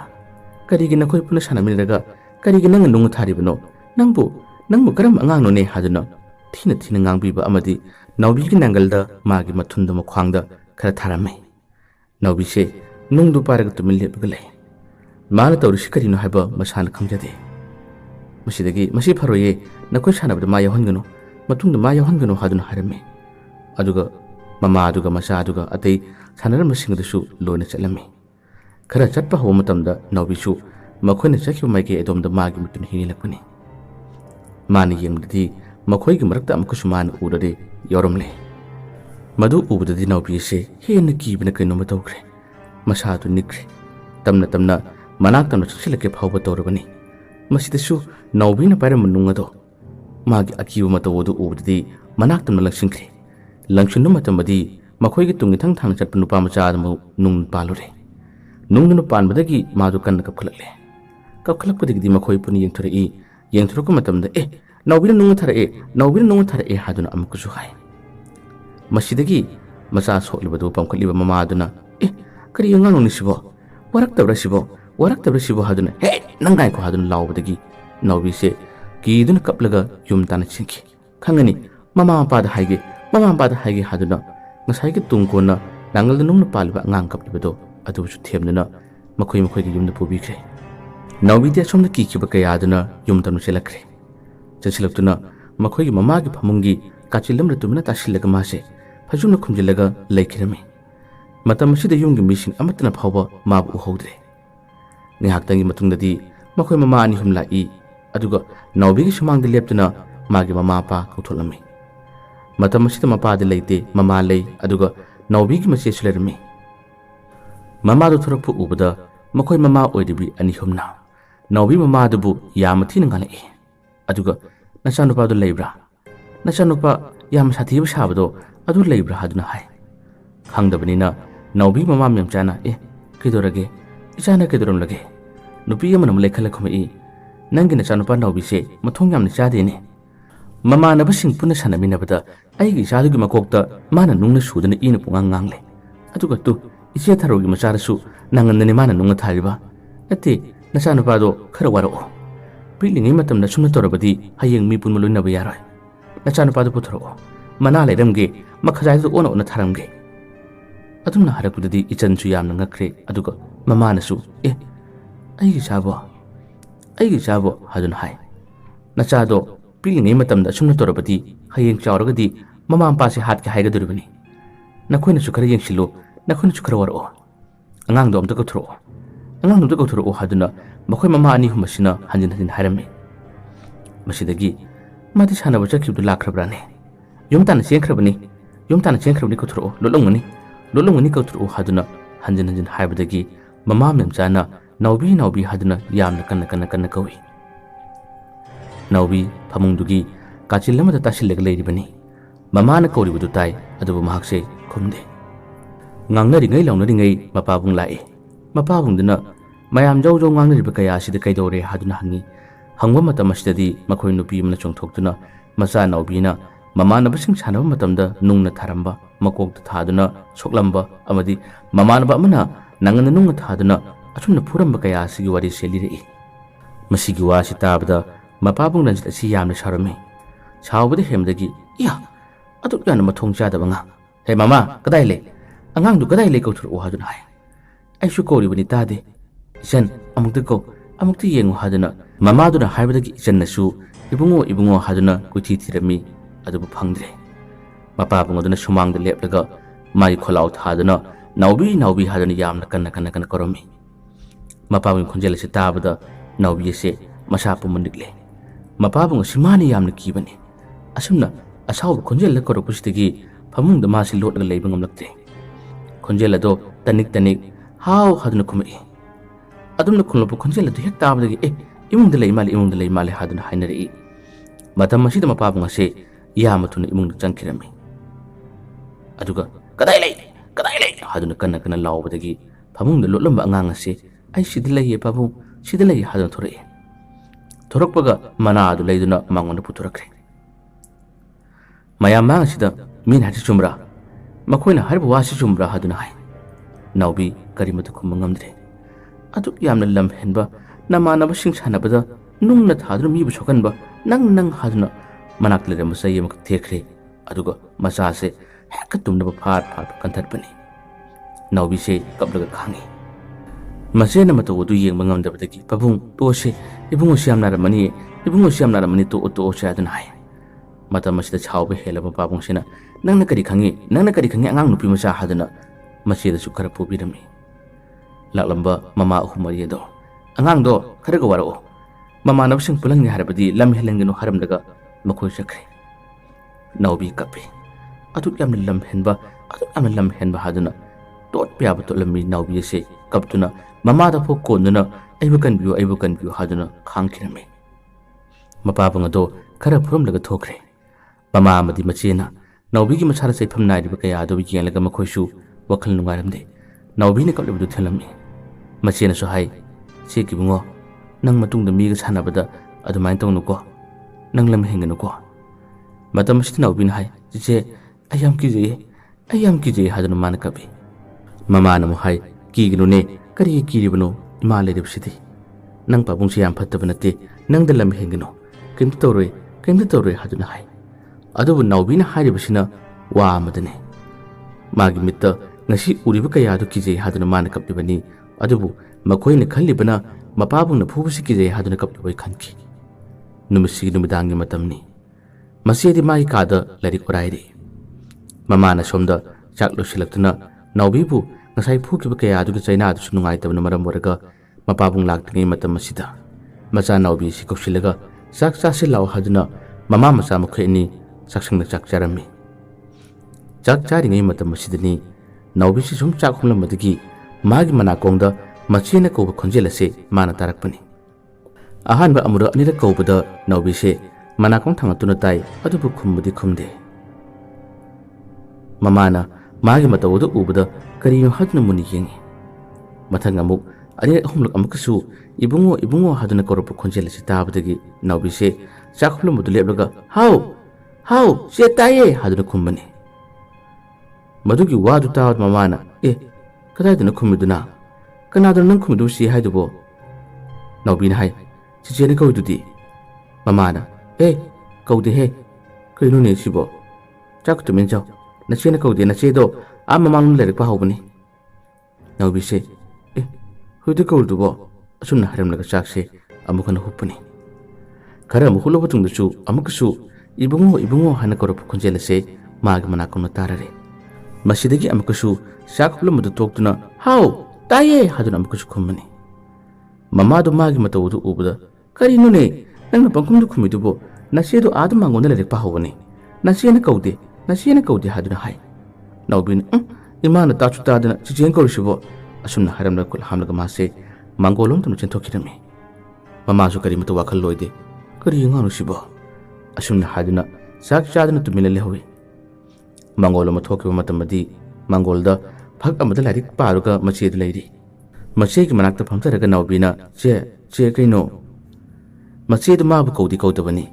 ꯂꯥꯏꯔꯤꯛ ꯑꯃ ꯄꯥꯔꯒ ꯃꯈꯨꯠꯇꯨꯅ ꯀꯔꯤꯒꯨꯝꯕ ꯑꯃꯁꯨ ꯏꯗꯨꯅ ꯌꯥꯝꯅ ꯀꯟꯅ ꯁꯤꯟꯕ ꯂꯥꯛꯅꯔꯤꯉꯩ ꯃꯥꯁꯨ ꯋꯥꯈꯜ ꯑꯣꯏꯕ ꯑꯣꯏꯗꯕꯣꯏ ꯅꯪ ꯉꯁꯥꯏ ꯅꯥꯕꯗꯨ ꯈꯔ ꯐꯔꯕꯣ? ꯅꯪꯕꯨ ꯆꯩꯅꯥ ꯐꯥꯎꯔꯤꯕ꯭ꯔꯣ? ꯅꯥꯎꯕꯤꯅ ꯈꯔꯗꯤ ꯐꯔꯦ꯫ ꯑꯁꯨꯝꯅ ꯉꯥꯏꯍꯥꯛꯇꯪ ꯐꯝꯂꯒ ꯃꯆꯦꯅ ꯄꯥꯔꯤꯕ ꯏꯔꯤꯕꯗꯣ ꯑꯗꯨꯝ ꯌꯦꯡꯂꯒ ꯂꯩꯔꯝꯃꯤ꯫ ꯑꯁꯨꯝꯅ ꯌꯦꯡꯂꯤꯉꯩ ꯃꯆꯦꯅ ꯑꯗꯨꯝꯅ ꯄꯥꯛꯊꯗꯨꯅ ꯄꯥꯔꯒ ꯏꯔꯒ ꯂꯩꯔꯤꯉꯩ ꯃꯇꯝ ꯑꯁꯤꯗ ꯃꯆꯦꯗꯨꯒꯤ ꯃꯀꯣꯛꯇꯨꯒꯤ ꯍꯦꯛ ꯅꯥꯀꯟꯃꯛꯇꯗ ꯑꯗꯨꯃꯛ ꯊꯣꯛꯂꯛꯈ꯭ꯔꯦ꯫ ꯅꯥꯎꯕꯤꯗ ꯆꯦꯞꯊ ꯃꯨꯟꯅ ꯌꯦꯡꯕ ꯁꯛꯇꯝ ꯑꯃꯈꯛ ꯑꯗꯨꯃꯛ ꯎꯔꯔꯦ꯫ ꯅꯥꯎꯕꯤꯁꯨ ꯑꯗꯨꯝ ꯌꯦꯡꯂꯝꯕꯗꯒꯤ ꯐꯠ ꯂꯩꯊꯣꯛꯈꯤꯕꯗ ꯃꯆꯦꯒꯤ ꯅꯥꯀꯟꯃꯛꯇꯗ ꯂꯩꯔꯝꯕꯗꯣ ꯎꯔꯛꯄꯅꯤ꯫ ꯑꯀꯤꯕ ꯐꯪꯂꯕ ꯁꯛꯇꯝ ꯑꯗꯨ ꯎꯕꯗꯗꯤ ꯅꯥꯎꯕꯤ ꯃꯃꯤꯠ ꯃꯅꯥ ꯆꯞ ꯌꯨꯡꯈ꯭ꯔꯦ꯫ ꯃꯆꯦꯗꯨꯒꯤ ꯃꯀꯣꯛꯇꯨꯒꯤ ꯍꯦꯛ ꯅꯥꯀꯟꯃꯛꯇꯗꯅꯤ ꯊꯣꯛꯇꯨꯅ ꯃꯉꯣꯟꯗ ꯆꯦꯞꯊ ꯌꯦꯡꯂꯤꯕꯁꯦ꯫ ꯋꯥ ꯂꯥꯟ ꯀꯔꯤꯃꯠꯇ ꯉꯥꯡꯗꯅ ꯃꯁꯥꯗꯣ ꯏꯇꯤꯡ ꯇꯤꯡꯕ ꯃꯈꯩ ꯃꯅꯤꯡ ꯇꯞꯅ ꯍꯟꯕꯒꯤ ꯃꯇꯧ ꯑꯃꯗ ꯃꯁꯤꯒꯤ ꯃꯀꯣꯛ ꯅꯥꯀꯜ ꯑꯗꯣꯝꯗ ꯃꯥꯟ ꯃꯃꯤꯠꯇꯨ ꯂꯥꯎꯊꯣꯛꯂꯒ ꯌꯦꯡ ꯂꯩꯔꯝꯃꯤ ꯃꯁꯤꯗꯨꯗꯤ ꯑꯁꯣꯝꯗ ꯀꯟꯅ ꯏꯕ ꯄꯥꯕ ꯂꯥꯛꯅꯔꯦ ꯑꯍꯥꯟꯕꯗ ꯃꯄꯥ ꯅꯨꯄꯥꯗꯨꯅ ꯇꯧꯔꯤꯕ ꯊꯕꯛꯁꯦ ꯃꯥꯅ ꯀꯔꯤꯃꯠꯇ ꯎꯗꯦ ꯑꯗꯨꯕꯨ ꯍꯟꯖꯤꯟ ꯍꯟꯖꯤꯟ ꯁꯛꯇꯝ ꯑꯁꯤꯅ ꯃꯥꯕꯨ ꯌꯥꯝꯅ ꯀꯤꯍꯜꯂꯛꯄ ꯃꯃꯤꯠ ꯃꯅꯥ ꯂꯥꯎꯊꯣꯛꯇꯨꯅ ꯑꯗꯨꯝ ꯆꯨꯞꯊ ꯆꯨꯞꯊ ꯌꯦꯡꯂꯛꯄ ꯀꯌꯥ ꯑꯁꯤꯗ ꯅꯥꯎꯕꯤ ꯑꯉꯥꯡꯁꯦ ꯀꯤꯈꯤꯕ ꯌꯥꯝꯅ ꯍꯦꯟꯕꯗꯒꯤ ꯃꯆꯦꯗꯨꯒꯤ ꯅꯥꯀꯜ ꯑꯃ ꯊꯜꯂꯝꯕ ꯄꯥꯔꯝꯕ ꯂꯥꯏꯔꯤꯛ ꯑꯗꯣ ꯃꯗꯨ ꯄꯥꯗꯨꯅ ꯁꯛꯇꯝ ꯑꯗꯨꯒꯤ ꯃꯅꯥꯛꯇ ꯌꯥꯝꯅ ꯀꯟꯅ ꯂꯥꯎꯗꯨꯅ ꯂꯪꯁꯤꯜꯂꯛꯄꯅꯤ ꯂꯪꯁꯤꯜꯂꯛꯄꯗꯗꯤ ꯃꯆꯦꯒꯤ ꯃꯀꯣꯛꯇꯨꯅ ꯄꯥꯜꯂꯔꯦ ꯄꯥꯟꯕ ꯃꯇꯝꯗ ꯃꯆꯦꯗꯨ ꯑꯌꯣ ꯍꯥꯗꯨꯅ ꯇꯨꯔꯝꯃꯤ ꯀꯩꯅꯣ ꯅꯥꯎꯕꯤ ꯏꯕꯨꯡꯉꯣ ꯅꯪ ꯇꯧꯔꯤꯗꯨ ꯀꯩꯅꯣ ꯍꯥꯗꯨꯅ ꯍꯥꯏ ꯃꯁꯤꯗꯒꯤ ꯅꯥꯎꯕꯤꯗꯣ ꯌꯥꯝꯅ ꯀꯟꯅ ꯀꯞꯂꯒ ꯏꯃꯨꯡ ꯇꯝꯅ ꯆꯪꯈꯤꯔꯝꯃꯤ ꯃꯆꯦꯁꯨ ꯃꯄꯥ ꯅꯨꯄꯥꯒꯤ ꯃꯇꯧ ꯑꯁꯤ ꯎꯕꯗ ꯀꯔꯤꯅꯣ ꯍꯥꯏꯐꯝ ꯇꯧꯐꯝ ꯈꯪꯗ꯭ꯔꯦ ꯏꯕꯨꯡꯉꯣ ꯏꯕꯨꯡꯉꯣ ꯍꯥꯗꯨꯅ ꯃꯥꯁꯨ ꯏꯃꯨꯡ ꯇꯥꯟꯅ ꯆꯪꯁꯤꯜꯂꯛꯏ ꯆꯪꯁꯤꯜꯂꯛꯄ ꯃꯇꯝꯗ ꯅꯥꯎꯕꯤ ꯑꯁꯤ ꯃꯃꯥꯒꯤ ꯃꯅꯥꯛꯇꯝꯅ ꯆꯪꯈ꯭ꯔꯒ ꯃꯃꯥꯗ ꯀꯟꯅ ꯀꯣꯜꯂꯒ ꯑꯩ ꯀꯤꯖꯩ ꯍꯥꯗꯨꯅ ꯍꯦꯛꯇ ꯀꯞꯈꯠꯂꯛꯏ ꯃꯆꯦꯅ ꯏꯕꯨꯡꯉꯣ ꯏꯕꯨꯡꯉꯣ ꯅꯪ ꯀꯩꯗꯧꯔꯒꯦ ꯍꯥꯗꯨꯅ ꯆꯪꯂꯛꯄ ꯃꯇꯝꯁꯤ ꯐꯥꯎꯕꯗ ꯃꯆꯦꯗꯨ ꯎꯕ ꯌꯥꯈꯤꯗ꯭ꯔꯦ ꯃꯆꯦꯗꯨ ꯎꯕꯗꯅ ꯍꯦꯟꯅ ꯅꯥꯎꯕꯤ ꯑꯁꯤ ꯀꯟꯅ ꯀꯞꯈꯠꯂꯛꯄꯅꯤ ꯃꯃꯥꯅꯁꯨ ꯆꯥꯛ ꯆꯥꯕꯒꯤ ꯈꯨꯠ ꯑꯗꯨ ꯍꯥꯝꯗ꯭ꯔꯤꯕꯅꯤ ꯀꯩꯗꯧꯔꯒꯦ ꯏꯕꯨꯡꯉꯣ ꯅꯥꯎꯕꯤ ꯅꯪꯕꯨ ꯀꯩꯗꯧꯔꯒꯦ ꯍꯥꯗꯨꯅ ꯍꯥꯏ ꯃꯃꯥꯗ ꯀꯟꯅ ꯀꯨꯟꯁꯤꯜꯂꯒ ꯑꯩ ꯀꯤꯖꯩ ꯍꯥꯗꯨꯅ ꯄꯪꯀꯞꯇ ꯀꯞꯂꯝꯃꯤ ꯑꯁꯨꯝꯅ ꯇꯧꯔꯤꯉꯩ ꯃꯇꯝ ꯏꯀꯥꯟ ꯀꯥꯟꯅꯗꯅ ꯃꯄꯥꯕꯨꯡ ꯑꯁꯤ ꯆꯪꯂꯛꯄꯅ ꯍꯥꯟꯈꯤ ꯌꯨ ꯈꯔ ꯉꯥꯎꯔꯒ ꯂꯥꯛꯏ ꯆꯥꯛꯁꯪ ꯑꯁꯤꯗ ꯇꯧꯔꯤꯕ ꯃꯇꯧ ꯑꯁꯤ ꯎꯕꯗꯗꯤ ꯃꯄꯥꯕꯨꯡ ꯑꯁꯤꯅ ꯀꯔꯤꯃꯨꯛ ꯇꯧꯔꯦ ꯍꯥꯗꯨꯅ ꯂꯥꯎꯈꯠꯂꯛꯏ ꯃꯇꯝ ꯑꯁꯤꯗ ꯃꯄꯥꯕꯨꯡꯁꯤ ꯎꯈꯤꯕꯗꯒꯤ ꯍꯦꯟꯈ꯭ꯔꯦ ꯅꯥꯎꯕꯤꯁꯤ ꯍꯦꯟꯅ ꯀꯤꯈꯤꯕ ꯃꯃꯥꯒꯤ ꯃꯔꯨꯝꯗ ꯂꯨꯝꯗꯨꯅ ꯑꯃꯨꯛꯀ ꯃꯥꯁꯦ ꯂꯣꯠꯂꯒ ꯂꯩꯈꯤꯔꯝꯃꯤ ꯃꯁꯤꯗꯒꯤ ꯃꯃꯥꯗꯨꯅ ꯈꯪꯗꯦꯅꯦ ꯏꯕꯨꯡꯉꯣꯁꯦ ꯀꯤ ꯍꯥꯗꯨꯅ ꯃꯆꯦꯒꯤ ꯃꯅꯥꯛꯇ ꯆꯪꯉꯨꯔꯁꯨ ꯑꯃꯨꯛꯁꯨ ꯃꯥꯁꯤ ꯀꯩꯅꯣꯝꯃ ꯇꯧꯏꯅꯦ ꯏꯆꯥꯁꯤ ꯀꯩꯅꯣꯝꯃ ꯇꯧꯏꯅꯦ ꯍꯥꯗꯨꯅ ꯍꯥꯏ ꯃꯇꯝ ꯑꯁꯤꯗ ꯌꯨꯅ ꯈꯔ ꯉꯥꯎꯕꯅꯦ ꯃꯁꯤ ꯇꯧꯁꯤꯟꯅꯔꯤꯕꯅꯤ ꯍꯥꯗꯨꯅ ꯃꯃꯥꯒꯤ ꯃꯔꯨꯝꯗ ꯂꯩꯔꯝꯕ ꯅꯥꯎꯕꯤ ꯑꯁꯤ ꯃꯄꯥꯕꯨꯡꯅ ꯆꯤꯡꯊꯣꯛꯂꯒ ꯑꯃꯨꯛꯀ ꯐꯨꯕꯤꯔꯝꯃꯤ ꯑꯉꯥꯡ ꯑꯗꯨꯅ ꯀꯤꯖꯔꯤꯕ ꯑꯉꯥꯡ ꯑꯗꯨꯅ ꯋꯥꯖꯔꯤꯕꯁꯦ ꯃꯔꯝꯗꯨ ꯀꯔꯤꯅꯣ ꯀꯝꯗꯧꯕꯅꯣꯗꯨ ꯍꯪꯕꯒꯤ ꯃꯍꯨꯠꯇ ꯍꯟꯅ ꯃꯆꯥꯁꯦ ꯀꯤꯔꯤꯉꯩ ꯃꯊꯛ ꯑꯗꯨꯗ ꯃꯄꯥꯕꯨꯡꯅ ꯌꯨꯅ ꯈꯔ ꯉꯥꯎꯕ ꯀꯔꯤꯒ ꯐꯨꯔꯝꯃꯤ ꯃꯃꯥꯅ ꯑꯃꯗꯤ ꯃꯥꯒꯤ ꯃꯆꯥꯅꯨꯄꯤ ꯏꯆꯟꯅ ꯈꯥꯝꯅꯕ ꯍꯣꯠꯅꯔꯕꯁꯨ ꯉꯝꯗ꯭ꯔꯦ ꯑꯉꯥꯡ ꯑꯗꯣ ꯄꯪꯐꯨꯗ ꯐꯨꯕꯤꯔꯝꯃꯤ ꯀꯥꯎꯕ ꯀꯌా ꯑꯃ ꯇꯧꯁꯤꯟꯕꯤꯔꯝꯃꯤ ꯃꯁꯤꯗꯒꯤ ꯑꯉꯥꯡ ꯑꯁꯤ ꯍꯤꯛ ꯇꯧꯗꯨꯅ ꯌꯥꯝꯅ ꯀꯟꯅ ꯀꯞꯇꯨꯅ ꯃꯃꯥꯗ ꯀꯣꯟꯈꯤꯔꯝꯃꯤ ꯑꯁꯨꯝꯅ ꯉꯁꯤꯒꯤ ꯅꯨꯃꯤꯗꯥꯡ ꯑꯁꯤꯗꯁꯨ ꯐꯅꯌꯥꯝꯅ ꯐꯨꯕꯤꯈ꯭ꯔꯦ ꯍꯧꯖꯤꯛꯇꯤ ꯃꯃꯥꯗꯨꯅ ꯃꯆꯥꯗꯨ ꯀꯣꯟꯁꯤꯜꯂꯒ ꯑꯁꯨꯝ ꯀꯥꯔꯣꯝꯗ ꯄꯨꯁꯤꯟꯈ꯭ꯔꯦ ꯃꯄꯥꯅ ꯁꯣꯝꯗ ꯆꯥꯛ ꯆꯥꯍꯧꯔꯤ ꯃꯆꯦꯗꯨꯁꯨ ꯂꯥꯏꯔꯤꯛ ꯄꯥꯕꯗꯨ ꯇꯣꯛꯈ꯭ꯔꯦ ꯑꯗꯨꯒ ꯃꯥꯁꯨ ꯆꯥꯛ ꯆꯥꯗꯦ ꯃꯃꯥꯒꯤ ꯃꯅꯥꯛ ꯆꯪꯂꯛꯇꯨꯅ ꯃꯄꯥ ꯅꯨꯄꯥꯒꯤ ꯃꯇꯧ ꯑꯗꯨ ꯎꯕꯗ ꯅꯨꯡꯉꯥꯏꯇꯕꯗꯒꯤ ꯃꯥꯁꯨ ꯉꯥꯏꯍꯥꯛꯇꯪ ꯐꯝꯂꯦ ꯃꯆꯥ ꯑꯗꯣ ꯀꯞꯄꯁꯨ ꯈꯣꯟꯖꯦꯜ ꯊꯣꯛꯄꯁꯨ ꯉꯝꯗꯕꯒꯨꯝ ꯇꯧ ꯍꯤꯛ ꯆꯤꯡꯗꯨꯅ ꯑꯗꯨꯝ ꯂꯩꯔꯝꯃꯤ ꯃꯥꯅ ꯆꯤꯡꯕ ꯈꯣꯟꯖꯦꯜ ꯑꯁꯤ ꯇꯥꯕꯗ ꯃꯄꯥꯕꯨꯡꯁꯤ ꯑꯁꯣꯝ ꯆꯥꯛ ꯆꯥꯔꯝꯕꯗꯒꯤ ꯍꯦꯠ ꯑꯗꯨꯒꯤ ꯈꯣꯟꯖꯦꯜ ꯑꯗꯨ ꯇꯥꯍꯜꯂꯛꯀꯅꯨ ꯍꯥꯗꯨꯅ ꯂꯥꯎꯕꯗꯒꯤ ꯑꯉꯥꯡ ꯑꯗꯣ ꯁꯣꯔ ꯑꯗꯨꯝ ꯃꯦꯟꯁꯤꯟꯖꯔꯒ ꯃꯇꯣꯝꯇ ꯌꯥꯝꯅ ꯋꯥꯅ ꯈꯥꯡꯖꯔꯝꯃꯤ ꯑꯁꯨꯝꯅ ꯅꯨꯃꯤꯠꯁꯤꯒꯤ ꯑꯊꯦꯡꯕ ꯑꯍꯤꯡꯒꯤ ꯃꯇꯝ ꯑꯣꯏꯁꯤꯜꯂꯛꯄꯅꯤ ꯑꯊꯦꯡꯕ ꯑꯍꯤꯡꯒꯤ ꯃꯇꯝꯗꯁꯨ ꯑꯉꯥꯡ ꯑꯁꯤ ꯃꯪꯑꯣꯏ ꯍꯥꯑꯣꯏ ꯀꯔꯤꯑꯣꯏ ꯃꯍꯥꯛꯄꯨ ꯌꯨꯝꯒꯤ ꯃꯄꯥꯟꯂꯣꯝꯗ ꯌꯦꯅꯈꯥ ꯂꯨꯈꯥꯔꯣꯝꯗ ꯑꯗꯨꯃꯛ ꯀꯔꯤꯒꯨꯝꯕ ꯁꯛꯇꯝ ꯑꯃꯅ ꯇꯠꯇꯅ ꯀꯧꯕꯗꯤ ꯑꯗꯨꯃꯛ ꯇꯧꯔꯝꯃꯤ ꯃꯪ ꯑꯁꯤ ꯎꯕꯗꯁꯨ ꯑꯉꯥꯡ ꯑꯁꯤ ꯌꯥꯝꯅ ꯋꯥꯔꯝꯃꯤ ꯃꯪ ꯑꯁꯤ ꯃꯪꯐꯥꯎꯅꯔꯛꯇꯨꯅ ꯇꯥꯏꯕꯪꯗ ꯃꯥꯅ ꯌꯥꯝꯅ ꯀꯟꯅ ꯏꯃꯥ ꯍꯥꯗꯨꯅ ꯂꯥꯎꯏ ꯃꯇꯝ ꯑꯁꯤꯗ ꯃꯄꯥꯕꯨꯡꯗꯨꯗꯤ ꯌꯨ ꯉꯥꯎꯔꯒ ꯇꯨꯝꯈꯤꯕꯅꯤꯅ ꯃꯤꯀꯞ ꯊꯣꯛꯂꯛꯇ꯭ꯔꯤ ꯃꯃꯥꯗꯨ ꯃꯤꯀꯞ ꯊꯣꯛꯂꯛꯏ ꯃꯆꯥꯗꯨꯅ ꯑꯗꯨꯝꯅ ꯂꯥꯎꯕ ꯈꯣꯟꯖꯦꯜ ꯑꯗꯨ ꯇꯥꯕꯗ ꯀꯩꯗꯧꯔꯦ ꯅꯥꯎꯕꯤ ꯏꯕꯨꯡꯉꯣ ꯀꯩꯗꯧꯔꯦ ꯍꯥꯗꯨꯅ ꯃꯃꯥꯗꯨꯅ ꯀꯣꯟꯁꯤꯟꯕꯤꯔꯤ ꯑꯩ ꯀꯤꯌꯦ ꯏꯃꯥ ꯑꯩꯕꯨ ꯀꯧꯋꯦ ꯑꯩ ꯀꯤꯌꯦ ꯍꯥꯗꯨꯅ ꯃꯆꯥꯅꯨꯄꯥ ꯅꯥꯎꯕꯤ ꯑꯁꯤ ꯌꯥꯝꯅ ꯀꯟꯅ ꯀꯞꯂꯛꯏ ꯃꯃꯥꯅ ꯀꯞꯀꯅꯨꯁꯦ ꯅꯄꯥꯕꯨꯡ ꯇꯨꯝꯂꯤ ꯅꯄꯥꯕꯨꯡꯅ ꯇꯥꯔꯕꯗꯤ ꯑꯃꯨꯛ ꯂꯥꯎꯈꯠꯂꯛꯄ ꯇꯥꯔꯦ ꯀꯞꯀꯅꯨꯁꯦ ꯍꯥꯗꯨꯅ ꯃꯃꯥꯗꯨꯅ ꯊꯦꯝꯂꯒ ꯀꯥꯡꯈꯜ ꯆꯤꯊꯦꯛ ꯑꯀꯣꯏꯕ ꯃꯔꯤꯗ ꯃꯃꯥꯗꯨꯅ ꯇꯤꯟꯁꯤꯠꯄꯤꯔꯤ ꯑꯗꯨꯒ ꯃꯆꯥꯒꯤ ꯃꯪꯍꯥ ꯎꯗꯅꯕ ꯃꯃꯥꯏꯗ ꯀꯩꯗ ꯅꯥꯟꯊꯕꯤꯔꯤ ꯃꯈꯣꯏꯅ ꯊꯥꯖꯖꯕ ꯃꯈꯣꯏꯅ ꯈꯪꯖꯕ ꯀꯔꯤꯒꯨꯝꯕ ꯈꯔ ꯇꯧꯖꯔꯤꯕꯅꯤ ꯑꯁꯨꯝꯅ ꯃꯆꯥ ꯑꯁꯤ ꯑꯃꯨꯛ ꯍꯟꯅ ꯇꯨꯝꯍꯜꯂꯤ ꯅꯣꯡꯉꯥꯜꯂꯛꯂꯤ ꯑꯌꯨꯛꯀꯤ ꯃꯇꯝꯅꯤ ꯃꯄꯥꯕꯨꯡ ꯊꯕꯛ ꯆꯠꯅꯕꯒꯤꯗꯃꯛꯇ ꯂꯣꯏꯁꯤꯟꯕ ꯂꯥꯛꯅꯔꯤ ꯃꯇꯝ ꯑꯁꯤꯗ ꯃꯥꯒꯤ ꯅꯨꯄꯤ ꯃꯆꯥ ꯆꯪꯂꯛꯇꯨꯅ ꯑꯃꯨꯛꯇ ꯉꯥꯏꯈꯣꯕ ꯀꯩꯅꯣꯝꯇ ꯔꯟꯖꯤꯠꯅ ꯀꯔꯤꯅꯣ ꯑꯉꯥꯡꯁꯤ ꯉꯔꯥꯡ ꯅꯨꯃꯤꯗꯥꯡ ꯑꯊꯦꯡꯕꯗꯁꯨ ꯃꯥꯁꯤ ꯀꯞꯂꯛꯏ ꯈꯪꯗꯦꯅꯦꯍꯦ ꯄꯪꯀꯤꯗ ꯀꯤ ꯍꯥꯗꯨꯅ ꯃꯥꯅ ꯇꯧꯔꯤꯕꯁꯤ ꯃꯁꯤꯕꯨ ꯂꯥꯏ ꯇꯤꯟꯅꯃꯛꯇ ꯈꯨꯔꯨꯝꯕꯤꯕ ꯌꯦꯡꯊꯣꯛꯄꯤꯕꯅ ꯐꯔꯣꯏꯗ꯭ꯔꯥ ꯋꯥꯗꯨ ꯍꯥꯏꯔꯛꯄꯗ ꯔꯟꯖꯤꯠꯅ ꯂꯥꯎꯈꯠꯂꯛꯏ ꯍꯦꯠ ꯑꯩ ꯂꯥꯏ ꯇꯤꯟ ꯌꯥꯗꯦ ꯍꯥꯏꯕ ꯈꯪꯗꯕ꯭ꯔꯥ ꯑꯗꯨꯒꯨꯝꯕ ꯋꯥꯗꯨ ꯑꯩꯉꯣꯟꯗ ꯍꯥꯏꯔꯛꯀꯅꯨ ꯑꯉꯥꯡꯗꯣ ꯀꯗꯔ ꯌꯥꯝꯅ ꯀꯜꯂꯤ, ꯀꯗꯔ ꯇꯧꯔꯤꯕꯅꯤ, ꯇꯧꯁꯤꯟꯅꯔꯤꯕꯅꯤ, ꯑꯗꯨꯒꯨꯝꯕ ꯋꯥꯗꯣ ꯑꯩꯉꯣꯟꯗ ꯍꯥꯏꯔꯛꯀꯅꯨ꯫ ꯑꯁꯨꯝꯅ ꯍꯥꯏꯔꯝꯂꯒ ꯍꯥꯏꯔꯛꯂꯤꯕ ꯋꯥꯗꯣ ꯈꯦꯠꯇꯣꯛꯂꯝꯂꯒ ꯃꯄꯥꯕꯨꯡ ꯑꯁꯤ ꯊꯕꯛ ꯁꯨꯕ ꯆꯠꯈ꯭ꯔꯦ꯫ ꯃꯥꯒꯤ ꯅꯨꯄꯥꯅ ꯆꯠꯈꯤꯕ ꯏꯀꯥꯟ ꯀꯥꯟꯅꯗꯅ ꯃꯥꯒꯤ ꯃꯆꯥꯅꯥꯎꯕꯤ ꯑꯁꯤ ꯍꯧꯗꯣꯛꯇꯨꯅ ꯂꯥꯏꯔꯤꯛ ꯇꯝꯕ ꯆꯠꯅꯕꯒꯤꯗꯃꯛꯇ ꯃꯃꯥꯗꯨꯅ ꯂꯣꯏꯁꯤꯟꯕꯤꯔꯤ꯫ ꯃꯆꯦꯒ ꯃꯈꯣꯏ ꯑꯅꯤꯗꯤ ꯄꯨꯟꯗꯦ꯫ ꯃꯆꯦꯗꯨꯅ ꯍꯣꯔꯦꯟ ꯄꯨꯡ 7:30 ꯑꯃꯨꯛ ꯆꯠꯀꯗꯕꯅꯤ꯫ ꯑꯁꯨꯝꯅ ꯂꯣꯏꯁꯤꯟꯕ ꯃꯇꯝꯗ ꯅꯥꯎꯕꯤꯁꯦ ꯉꯁꯤꯗꯤ ꯃꯥꯁꯦ ꯀꯌꯥ ꯆꯠꯅꯤꯡꯗꯕꯅꯤ꯫ ꯑꯗꯨꯕꯨ ꯃꯆꯦꯅꯁꯨ ꯊꯦꯝꯗꯨꯅ ꯃꯃꯥꯅꯁꯨ ꯊꯦꯝꯗꯨꯅ ꯂꯥꯏꯔꯤꯛ ꯍꯩꯇꯕ ꯌꯥꯗꯕꯅꯤ꯫ ꯅꯪꯗꯤ ꯅꯈꯣꯏꯒꯤ ꯀ꯭ꯂꯥꯁꯇꯁꯨ ꯂꯥꯏꯔꯤꯛ ꯍꯩ ꯍꯥꯏꯗꯨꯅ ꯃꯤꯅꯁꯨ ꯍꯥꯏꯅꯩ꯫ ꯏꯆꯦꯒꯤ ꯏꯕꯨꯡꯉꯣ, ꯅꯪ ꯃꯍꯩ ꯃꯁꯤꯡ ꯀꯟꯅ ꯇꯝꯂꯒ ꯑꯐꯥꯎꯕ ꯃꯤ ꯑꯃ ꯍꯌꯦꯡꯋꯥꯏ ꯑꯣꯏꯒꯗꯕꯅꯤ꯫ ꯆꯠꯂꯣ ꯆꯠꯂꯣ, ꯂꯥꯏꯔꯤꯛ ꯇꯝꯕ ꯂꯦꯞꯄ ꯌꯥꯗꯦ, ꯂꯥꯏꯔꯤꯛ ꯇꯝꯕ ꯂꯦꯞꯄ ꯌꯥꯗꯦ ꯍꯥꯏꯗꯨꯅ ꯃꯆꯦꯅ ꯊꯦꯝꯗꯨꯅ ꯃꯥꯕꯨ ꯊꯥꯔꯛꯂꯝꯃꯤ꯫ ꯑꯗꯨꯕꯨ ꯃꯁꯥꯁꯤ ꯌꯥꯝꯅ ꯀꯟꯅ ꯅꯨꯡꯉꯥꯏꯇꯕꯅ ꯃꯔꯝ ꯑꯣꯏꯔꯒ ꯑꯉꯥꯡ ꯑꯣꯏꯔꯤꯕ ꯅꯥꯎꯕꯤ ꯑꯁꯤ ꯍꯩꯅꯗꯕꯅꯤ꯫ ꯉꯁꯤꯗꯤ ꯁ꯭ꯀꯨꯜ ꯆꯠꯈꯤꯕꯗꯨꯅ ꯁ꯭ꯀꯨꯜ ꯌꯧꯔꯔꯦ꯫ ꯀ꯭ꯂꯥꯁꯇ ꯃꯥꯁꯤ ꯐꯝꯂꯔꯦ꯫ ꯐꯝꯕ ꯃꯇꯝꯗ ꯇꯨꯃꯤꯟ ꯇꯨꯃꯤꯟ ꯇꯔꯛ ꯃꯁꯥꯗꯨ ꯅꯨꯡꯉꯥꯏꯇꯕꯅ ꯃꯔꯝ ꯑꯣꯏꯔꯒ ꯃꯥꯁꯦ ꯑꯗꯨꯃꯛ ꯍꯩꯅꯗꯕꯒꯤ ꯃꯇꯧ ꯑꯃꯗ ꯐꯝꯂꯒ ꯂꯩꯔꯝꯃꯤ꯫ ꯁꯥꯇ꯭ꯔꯁꯤꯡ ꯃꯊꯪ ꯃꯊꯪ ꯑꯗꯨꯝ ꯂꯥꯛꯏ꯫ ꯑꯁꯨꯝꯅ ꯀ꯭ꯂꯥꯁꯁꯤꯗ ꯄꯨꯟꯅ ꯐꯝꯂꯤꯉꯩ ꯃꯇꯝꯗ ꯃꯈꯣꯏ ꯃꯌꯥꯝꯒꯤ ꯃꯔꯛ ꯑꯗꯨꯗꯒꯤ ꯃꯅꯤꯡ ꯏꯊꯪ ꯊꯪꯕꯗꯒꯤ ꯅꯥꯎꯕꯤ, ꯅꯥꯎꯕꯤ, ꯅꯥꯎꯕꯤ ꯍꯥꯏꯗꯨꯅ ꯀꯧꯕ ꯈꯣꯟꯖꯦꯜ ꯑꯁꯤ ꯃꯥꯅ ꯇꯥꯔꯛꯄꯅꯤ꯫ ꯈꯣꯟꯖꯦꯜ ꯑꯗꯨ ꯇꯥꯕꯗꯒꯤ ꯅꯥꯎꯕꯤꯁꯦ ꯇꯨꯡꯂꯣꯝꯗ ꯀꯧꯔꯛꯂꯤꯕꯗꯨ ꯀꯅꯥꯅꯣ ꯍꯥꯏꯗꯨꯅ ꯐꯠ ꯂꯩꯊꯣꯛꯇꯨꯅ ꯌꯦꯡꯂꯨꯕꯅꯤ꯫ ꯌꯦꯡꯂꯨꯕ ꯃꯇꯝꯗꯗꯤ ꯃꯅꯤꯡ ꯏꯊꯪ ꯊꯪꯕꯗ ꯐꯝꯂꯤꯕ ꯃꯈꯣꯏ ꯃꯃꯥꯟꯅꯕ ꯑꯃꯒꯤ ꯅꯥꯀꯟꯗ ꯍꯧꯖꯤꯛꯀꯤ ꯃꯥꯅ ꯎꯈꯤꯕ ꯉꯔꯥꯡ ꯅꯍꯥꯟ ꯎꯈꯤꯕ ꯁꯛꯇꯝ ꯑꯗꯨ ꯑꯗꯨꯃꯛ ꯂꯩꯔꯝꯂꯦ꯫ ꯃꯗꯨ ꯂꯩꯔꯝꯕꯗꯒꯤ ꯅꯥꯎꯕꯤꯁꯦ ꯌꯥꯝꯅ ꯃꯨꯟꯅ ꯌꯦꯡꯂꯒ ꯂꯩꯈꯤꯔꯝꯃꯤ꯫ ꯃꯃꯤꯠ ꯂꯥꯎꯊꯣꯛꯇꯨꯅ ꯉꯁꯥꯏꯒꯤ ꯁꯛꯇꯝ ꯑꯁꯤꯅ ꯃꯅꯤꯡꯗ ꯂꯥꯛꯎ ꯍꯥꯏꯗꯨꯅ ꯈꯨꯠ ꯈꯠꯂ ꯀꯧꯔꯦ꯫ ꯅꯥꯎꯕꯤ ꯇꯁꯦꯡꯅꯃꯛ ꯇꯧꯐꯝ ꯈꯪꯗꯦ꯫ ꯃꯁꯤꯗꯒꯤ ꯑꯀꯤꯕꯗꯨꯅ ꯃꯔꯝ ꯑꯣꯏꯔꯒ ꯃꯥꯁꯦ ꯃꯁꯥ ꯄꯨꯝꯕ ꯅꯤꯛꯈ꯭ꯔꯤ꯫ ꯃꯥꯒꯤ ꯂꯩꯔꯤꯕ ꯈꯥꯎ ꯑꯁꯤꯗ ꯃꯀꯣꯛ ꯑꯗꯨ ꯉꯥꯊꯖꯔꯒ ꯑꯀꯤꯕꯗꯨ ꯃꯥꯅ ꯈꯥꯜꯂꯒ ꯃꯃꯤꯠ ꯎꯏꯁꯤꯜꯂꯒ ꯂꯩꯔꯝꯃꯤ꯫ ꯑꯁꯨꯝꯅ ꯂꯩꯔꯤꯉꯩ ꯃꯇꯝ ꯑꯁꯤꯗ ꯃꯥꯒ ꯐꯥꯟ ꯑꯃꯠꯇꯗ ꯄꯨꯟꯅ ꯐꯝꯃꯤꯟꯅꯕ ꯃꯃꯥꯟꯅꯕ ꯑꯃ ꯆꯠꯂꯛꯏ꯫ ꯑꯗꯨꯒ ꯅꯣꯟꯊꯔꯒ ꯂꯩꯔꯤꯕꯗꯨ ꯎꯕꯗ ꯃꯥꯗꯤ ꯈꯪꯗꯕꯅꯤꯅ, ꯅꯥꯎꯕꯤ, ꯅꯪ ꯀꯩꯗꯧꯔꯒꯦ ꯍꯥꯏꯗꯨꯅ ꯁꯥꯒꯜꯗ ꯍꯦꯛ ꯄꯥꯏꯔꯨꯕꯅꯤ꯫ ꯑꯗꯨꯝꯅ ꯁꯥꯒꯜꯗ ꯄꯥꯏꯔꯛꯄ ꯃꯇꯝꯗ ꯉꯁꯥꯏꯒꯤ ꯑꯀꯤꯕ ꯀꯌꯥꯗꯨꯅ ꯃꯔꯝ ꯑꯣꯏꯔꯒ ꯃꯥꯅ ꯉꯥꯊꯔꯝꯕ ꯈꯥꯎ ꯑꯁꯤ ꯐꯠ ꯂꯧꯊꯣꯛꯇꯨꯅ ꯀꯤꯈꯤꯕꯗꯨꯅ ꯏꯃꯥ ꯀꯟꯅ ꯂꯥꯎꯗꯨꯅ ꯍꯧꯖꯤꯛꯀꯤ ꯃꯃꯥꯟꯅꯕꯁꯤ ꯈꯥꯎꯗꯨꯅ ꯃꯥꯅ ꯊꯥꯔꯝꯃꯤ꯫ ꯊꯥꯕ ꯃꯇꯝꯗ ꯃꯃꯥꯟꯅꯕꯗꯨ ꯇꯨꯔꯝꯃꯤ꯫ ꯇꯨꯕꯗꯒꯤ ꯃꯃꯥꯟꯅꯕꯗꯨ ꯀꯞꯂꯔꯦ꯫ ꯀꯞꯄꯗꯒꯤ ꯉꯥꯏꯍꯥꯛꯇꯪ ꯃꯅꯨꯡ ꯑꯁꯤꯗ ꯀꯩꯗꯧꯔꯦ ꯍꯥꯏꯗꯨꯅ ꯑꯣꯖꯥꯁꯤꯡ ꯆꯪꯂꯛꯇꯨꯅ ꯍꯪꯕ ꯃꯇꯝꯗ ꯅꯥꯎꯕꯤꯅ ꯑꯩꯉꯣꯟꯗ ꯈꯥꯎꯅ ꯃꯥꯏꯗ ꯊꯥꯔꯛꯂꯤꯕ ꯍꯥꯏꯗꯨꯅ ꯍꯦꯛ ꯍꯥꯏ꯫ ꯃꯁꯤꯗꯒꯤ ꯑꯣꯖꯥꯗꯨꯅ, ꯅꯥꯎꯕꯤ, ꯀꯔꯤꯒꯤꯅꯣ ꯅꯪꯅ ꯅꯃꯥꯟꯅꯕ ꯑꯗꯨꯝ ꯇꯧꯔꯤꯗꯤ ꯍꯥꯏꯗꯨꯅ ꯍꯥꯏ꯫ ꯅꯥꯎꯕꯤ ꯀꯔꯤꯃꯠꯇ ꯈꯨꯝꯗꯦ꯫ ꯑꯣꯖꯥꯗꯨꯅ ꯃꯇꯨꯡ ꯑꯗꯨꯒꯨꯝꯕ ꯇꯧꯕ ꯌꯥꯗꯦ, ꯑꯗꯨꯒꯨꯝꯕ ꯇꯧꯔꯕꯗꯤ ꯅꯪ ꯆꯩ ꯆꯥꯒꯅꯤ ꯍꯥꯏꯗꯨꯅ ꯑꯣꯖꯥꯗꯨꯅ ꯍꯥꯏꯔꯝꯃꯤ꯫ ꯑꯗꯨꯒ ꯍꯧꯖꯤꯛꯇꯤ ꯑꯃ ꯀꯞꯂꯤꯕ ꯑꯉꯥꯡꯁꯨ ꯊꯦꯝꯂꯒ ꯃꯈꯣꯏ ꯄꯨꯟꯅ ꯀ꯭ꯂꯥꯁ ꯇꯧꯅꯕ ꯁꯦꯝ ꯁꯥꯈ꯭ꯔꯦ꯫ ꯑꯣꯖꯥꯅ ꯃꯊꯪ ꯃꯊꯪ ꯄꯔꯥ ꯇꯥꯛꯄ ꯍꯧꯔꯝꯃꯤ꯫ ꯅꯥꯎꯕꯤ ꯂꯥꯏꯔꯤꯛ ꯄꯨꯊꯣꯛꯇꯨꯅ ꯑꯣꯖꯥꯅ ꯇꯥꯛꯂꯤꯕꯗꯣ ꯑꯗꯨꯝ ꯄꯨꯛꯅꯤꯡ ꯆꯪꯅ ꯌꯦꯡꯂꯔꯤ꯫ ꯑꯗꯨꯕꯨ ꯉꯁꯥꯏ ꯃꯉꯣꯟꯗ ꯅꯥꯎꯕꯤ ꯀꯩꯗꯧꯔꯒꯦ ꯍꯥꯏꯗꯨꯅ ꯇꯧꯔꯛꯄ ꯅꯨꯄꯥꯗꯣ,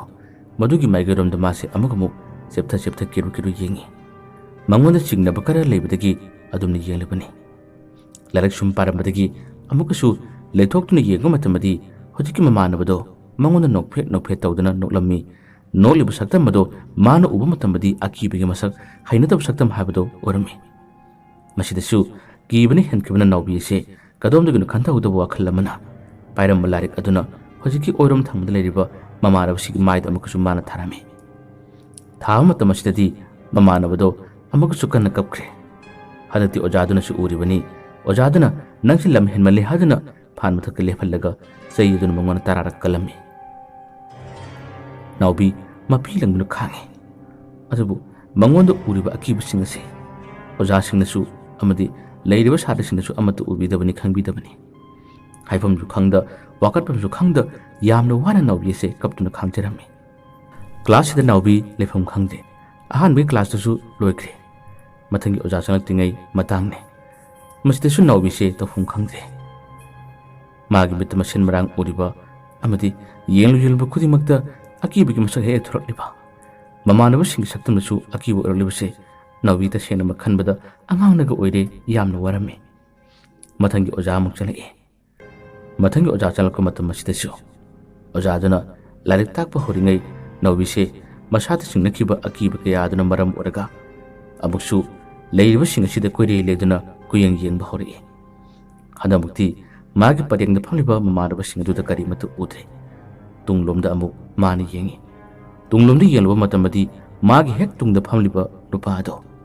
ngasai mana ukiba akiu phangno sakta mado olai madu olakpudigi amakasu ki kibuduna maram oraga hek leitho kibudle rambagdi magi makul adun mamana bado amakasu mako aduda kok tharubudi mamana bado kablakle ojadana kaidore hangmada nawbina phurukliba haduna hai masidigi ojadana nawbi karigino haduna wa hangi adubu nawbi pakhum karimata pibangamde masadudi ponik dinikli fare hanaki lam henbe yaroi hanaki lam henbe yaroi haduna janak liba ojaduna di khangdabadagi amuksu makha tana class torori larik talari nawbi tasena mo wa habado urle amukasu makha tana larik tal ngai matam asida tunglomdagi nawbi ko khunjelase amuksu nawbi na tarai khunjelu tabadagi mase asum yelamadagi tunglomda mu inthori yengthorko matamadi hatamuksu yamna kiro matawase maning ithang thangmagi hek mamang maktada leibisi man urami amuksu ubdadi tawriba sabta mong matawasida ki udi yamni henmadagi kadomdagi no khantha hota wakhalamana mai khawdo padina ima hana yamna kana lawraga khawdo maning lomda langkirami langkiba matamasidi ojadana hai adu yamna lam henba hadana nawbise lefallaga sayduna indir ahumla kanmani sayduna hek kan kibadagi nawbise ngasai makai uriba akiba kaya mangonda yetliba kaya sina maram oraga adum phana sik mathak leplambadagi mase wanthaduna tarakirami wanthaduna taraka matamadi ojadu ngakalaga nawbisi kenom tawre hadana laikannari ojasing amani sikaurari ojasing amani kaudana ising thaduna mabu laknarari minute manga taraki matungdadi nawbisi wakhal labsu akibana masapa muthumat kibana ai kije haduna mase kapli ojasing sumagi matosi karino khangdabadagi mase masa nungai tramale mayumathin bilasi haduna oja amara tawduna mase yumuthilaki ichan namadi magi mama memcha imung dile bani ojadana sumang de leptuna yungni mising kawi matamdadi mama macha puna thoraka matamda ojadana nawbidu makho samlaga purok ibadu ubudadi mama adu yamna ngakre ojadana hai angangse masa ngamdaba male school da mase pangkapta sukabi aduga mama na busing da suman pangphuda pui amuksu kije hadan tawi masa nungai tabra khangde angangse adun hekka thinba lakserabani haduna harami ojaru chakre oja chakra matungda mama se thawai nungaramdi karino ne ai jara tori matawsibu haduna mase thawai nungaramdi karigoma chingnaba nungai tab kharachu pharami laiting khrum thoke haduna mapabungda sumagi nupara sahiba haijabani adubu magi nupana laitin thajadaba khetokpa kaya ama leibisna sumaram moraga haifamju khangde machi amadi mama aduna phamallaga ibungo namu kari ubage nanna ki hadana kadubtu karino nambu kari ubage haduna hai matam asida nawbina kaplaga khangde aibu koi kuduna aigi nakta sumlae haduna hai kana lakno nang nakta kana lakno haduna hai nawbido wa haige haduna hek taw matam asidi mapapungsu thabak chakhibani adubu yamathuna halakpase nawbina mangonda leringai pau tamba nangdingai adumuk lakpasi urame mapabung lakpadu ubadagi mase wa karimata ngangkidre handana babung lae haduna mamada konsile mamanasu hek enthukiba matamadi magi nupa halaklibado urame madu ubadagi maman harame bunga karim torose kiganuse akibana todu utkano tumileyuse mamale sidi ai ngangnagise magi nupa chalai aduga nawbina mangonda phamlibadu ubadadi angang school chuti di nganna tharabra mama amadi magi machanupi ichana wa me khalaga phoi ngasi chuti di nganna tharamale thabang ngan halai sibu karigino rajine khomi akhoi ge thabak surma mechindo yakite adugi semagi phukibani aduna horen purlaba tungda nungthinda sosi haduna hainabudi ki amukana lakpani abema nangdi lalikta machaloidra machanupi ichana khomi chakani babu losilladabane losinaba semsaro masidagi magi nupado manung chanki macha nawbidi akiba kaya sina mamagi tung kuini duna adum lerami mamana sumabu adum senabirami asunna numisigi nungthin nubidawngi matamni mamana busigi manakta sumase sanabu chatre mamana mabu kusen senari asum leringai matam asidadi mamaduna ibungo nang babungsu tabak chakhiudu halaktre se asigi baltin macha si yar wising se kitang puru ka chalo imaru sam tabak kita taramge a sanna se ising kita pitap kira masalo ngasai ma kai sanna ni homa se adum khonag leire ising khorang na male yamna pugunu wana pu ngamri yengo angang wadi banaw bisu mamana haibu wadu yaduna baltin yawri ba ising tang khaido mana puduna sangolum na chakhirami makhoi gi san ahum loi bani sangol du mana ising pithalega adum nerami aduga kaklaga thamliba saru singadusu mahangna babo chutu manungda mana tamatum hapchin birami asumna mana puba ngamba sangda baltin du ising khara khara hablaga san anhim madugi ising ado pithak birami adubu mana asumna pithalega leringai matambadi ngihakting matungdadi akiba phanglaba matau amakhak nawbi kimit uri sangol dugi asom nakalumdagi tamna kiru lumdana saktam amuk lalibse nawbi nu urapuni madu ubudagi nawbi se lawbsu ngamda akiyu matau sine lakle haduna mahak se mafam simaktada kadai da losigi haduna angang urba nawbi na lotna batarami sangol dugi nakalumdagi tamna tumung laklari masidagi tafum khangdraba nawbi se sanba bostuki jaru halibsing adugi marak aduda mase sangshillega kibda yamni henkhibana tumina lotlaga paktharaga mase laikhirami angang asigi mitta kari no khangdaba masen marang kaya ama ubsina asumna aki tujung mase mana phuklibani mama dudi wakal ju kari matta orudrabani mahagna ingkholomdagi thulakpada mangolda leptana nawbi haduna machanu pa adu korami sangolomdagi supa kumpiraktaba imung lomdagi sukhulaktaba matam masitadi mama aduna sanab salamgadra haduna dum wakhalda khalurbani asumna numidangi matam masifawba oshilaklabani numidangi matam masifawba oshilaklabadati ibung odu kadai jakhibunone haduna pangthi da thiba pangkauda ko honarakhi adabu phangdre khangdre mapabongdasu thabaktagi halaklabani ibung olek dati chumra kadai jakhi haduna masu thibi yaradi adabu phangdre thibi yaba thire kauba yaba kaure adabu phangdre somdana kamdori nawbidi aki tujungba kaya asina masada laina ama polaktuna madi babosagi manungda wanthaduna tumlaga taraga leiribani mama hoi mapa hoina khangdabagini thiba yaba thire yengba yaba yenglabada phangdrabada makoise thawai waba habadu orai mapabung nanjati khara sauganba kariga magi nupidana kanthi tanaduna phubu cheiba kaya ama torai magi nupidana te magi machanupi isandasu phubu cheiba torami makhoi to phum khalamde nakhoi na chekindabani nakhoi na angang ado senadabani haduna hekta phuram cherami babo sudugi manungda adum tumnaga leramba wanthar leramba angang ase hojikti dabna masa matun wakhal tarakpada mamlamdagi masi yamna kirami aina resibu kadai duni yelo matamadi makhoi ki mamangi sangol sida orami mangni siligi masidagi babo samungdagi masi tamna kumthari aduga makhoi ki yumgi sumanglomda tamma lai lakbudu ubudadi mama dasu aduga masi dasu aduga mapabung sungakre masidagi mama duna hey nang kadai chalui hadan laukhale masa nungai tabni loirabani nawbi se kari mata pakhum pide masidagi mapabung aduna adu yam lam henba numidang oira phawada nayumda halakani khangdaba nang shara haduna mapabung nu changchilaga machanu pa do amkuju phubirami asumna phuba matam masidadi machanu pa se hadamakti adamak wanthakibadagi wakhal takhidre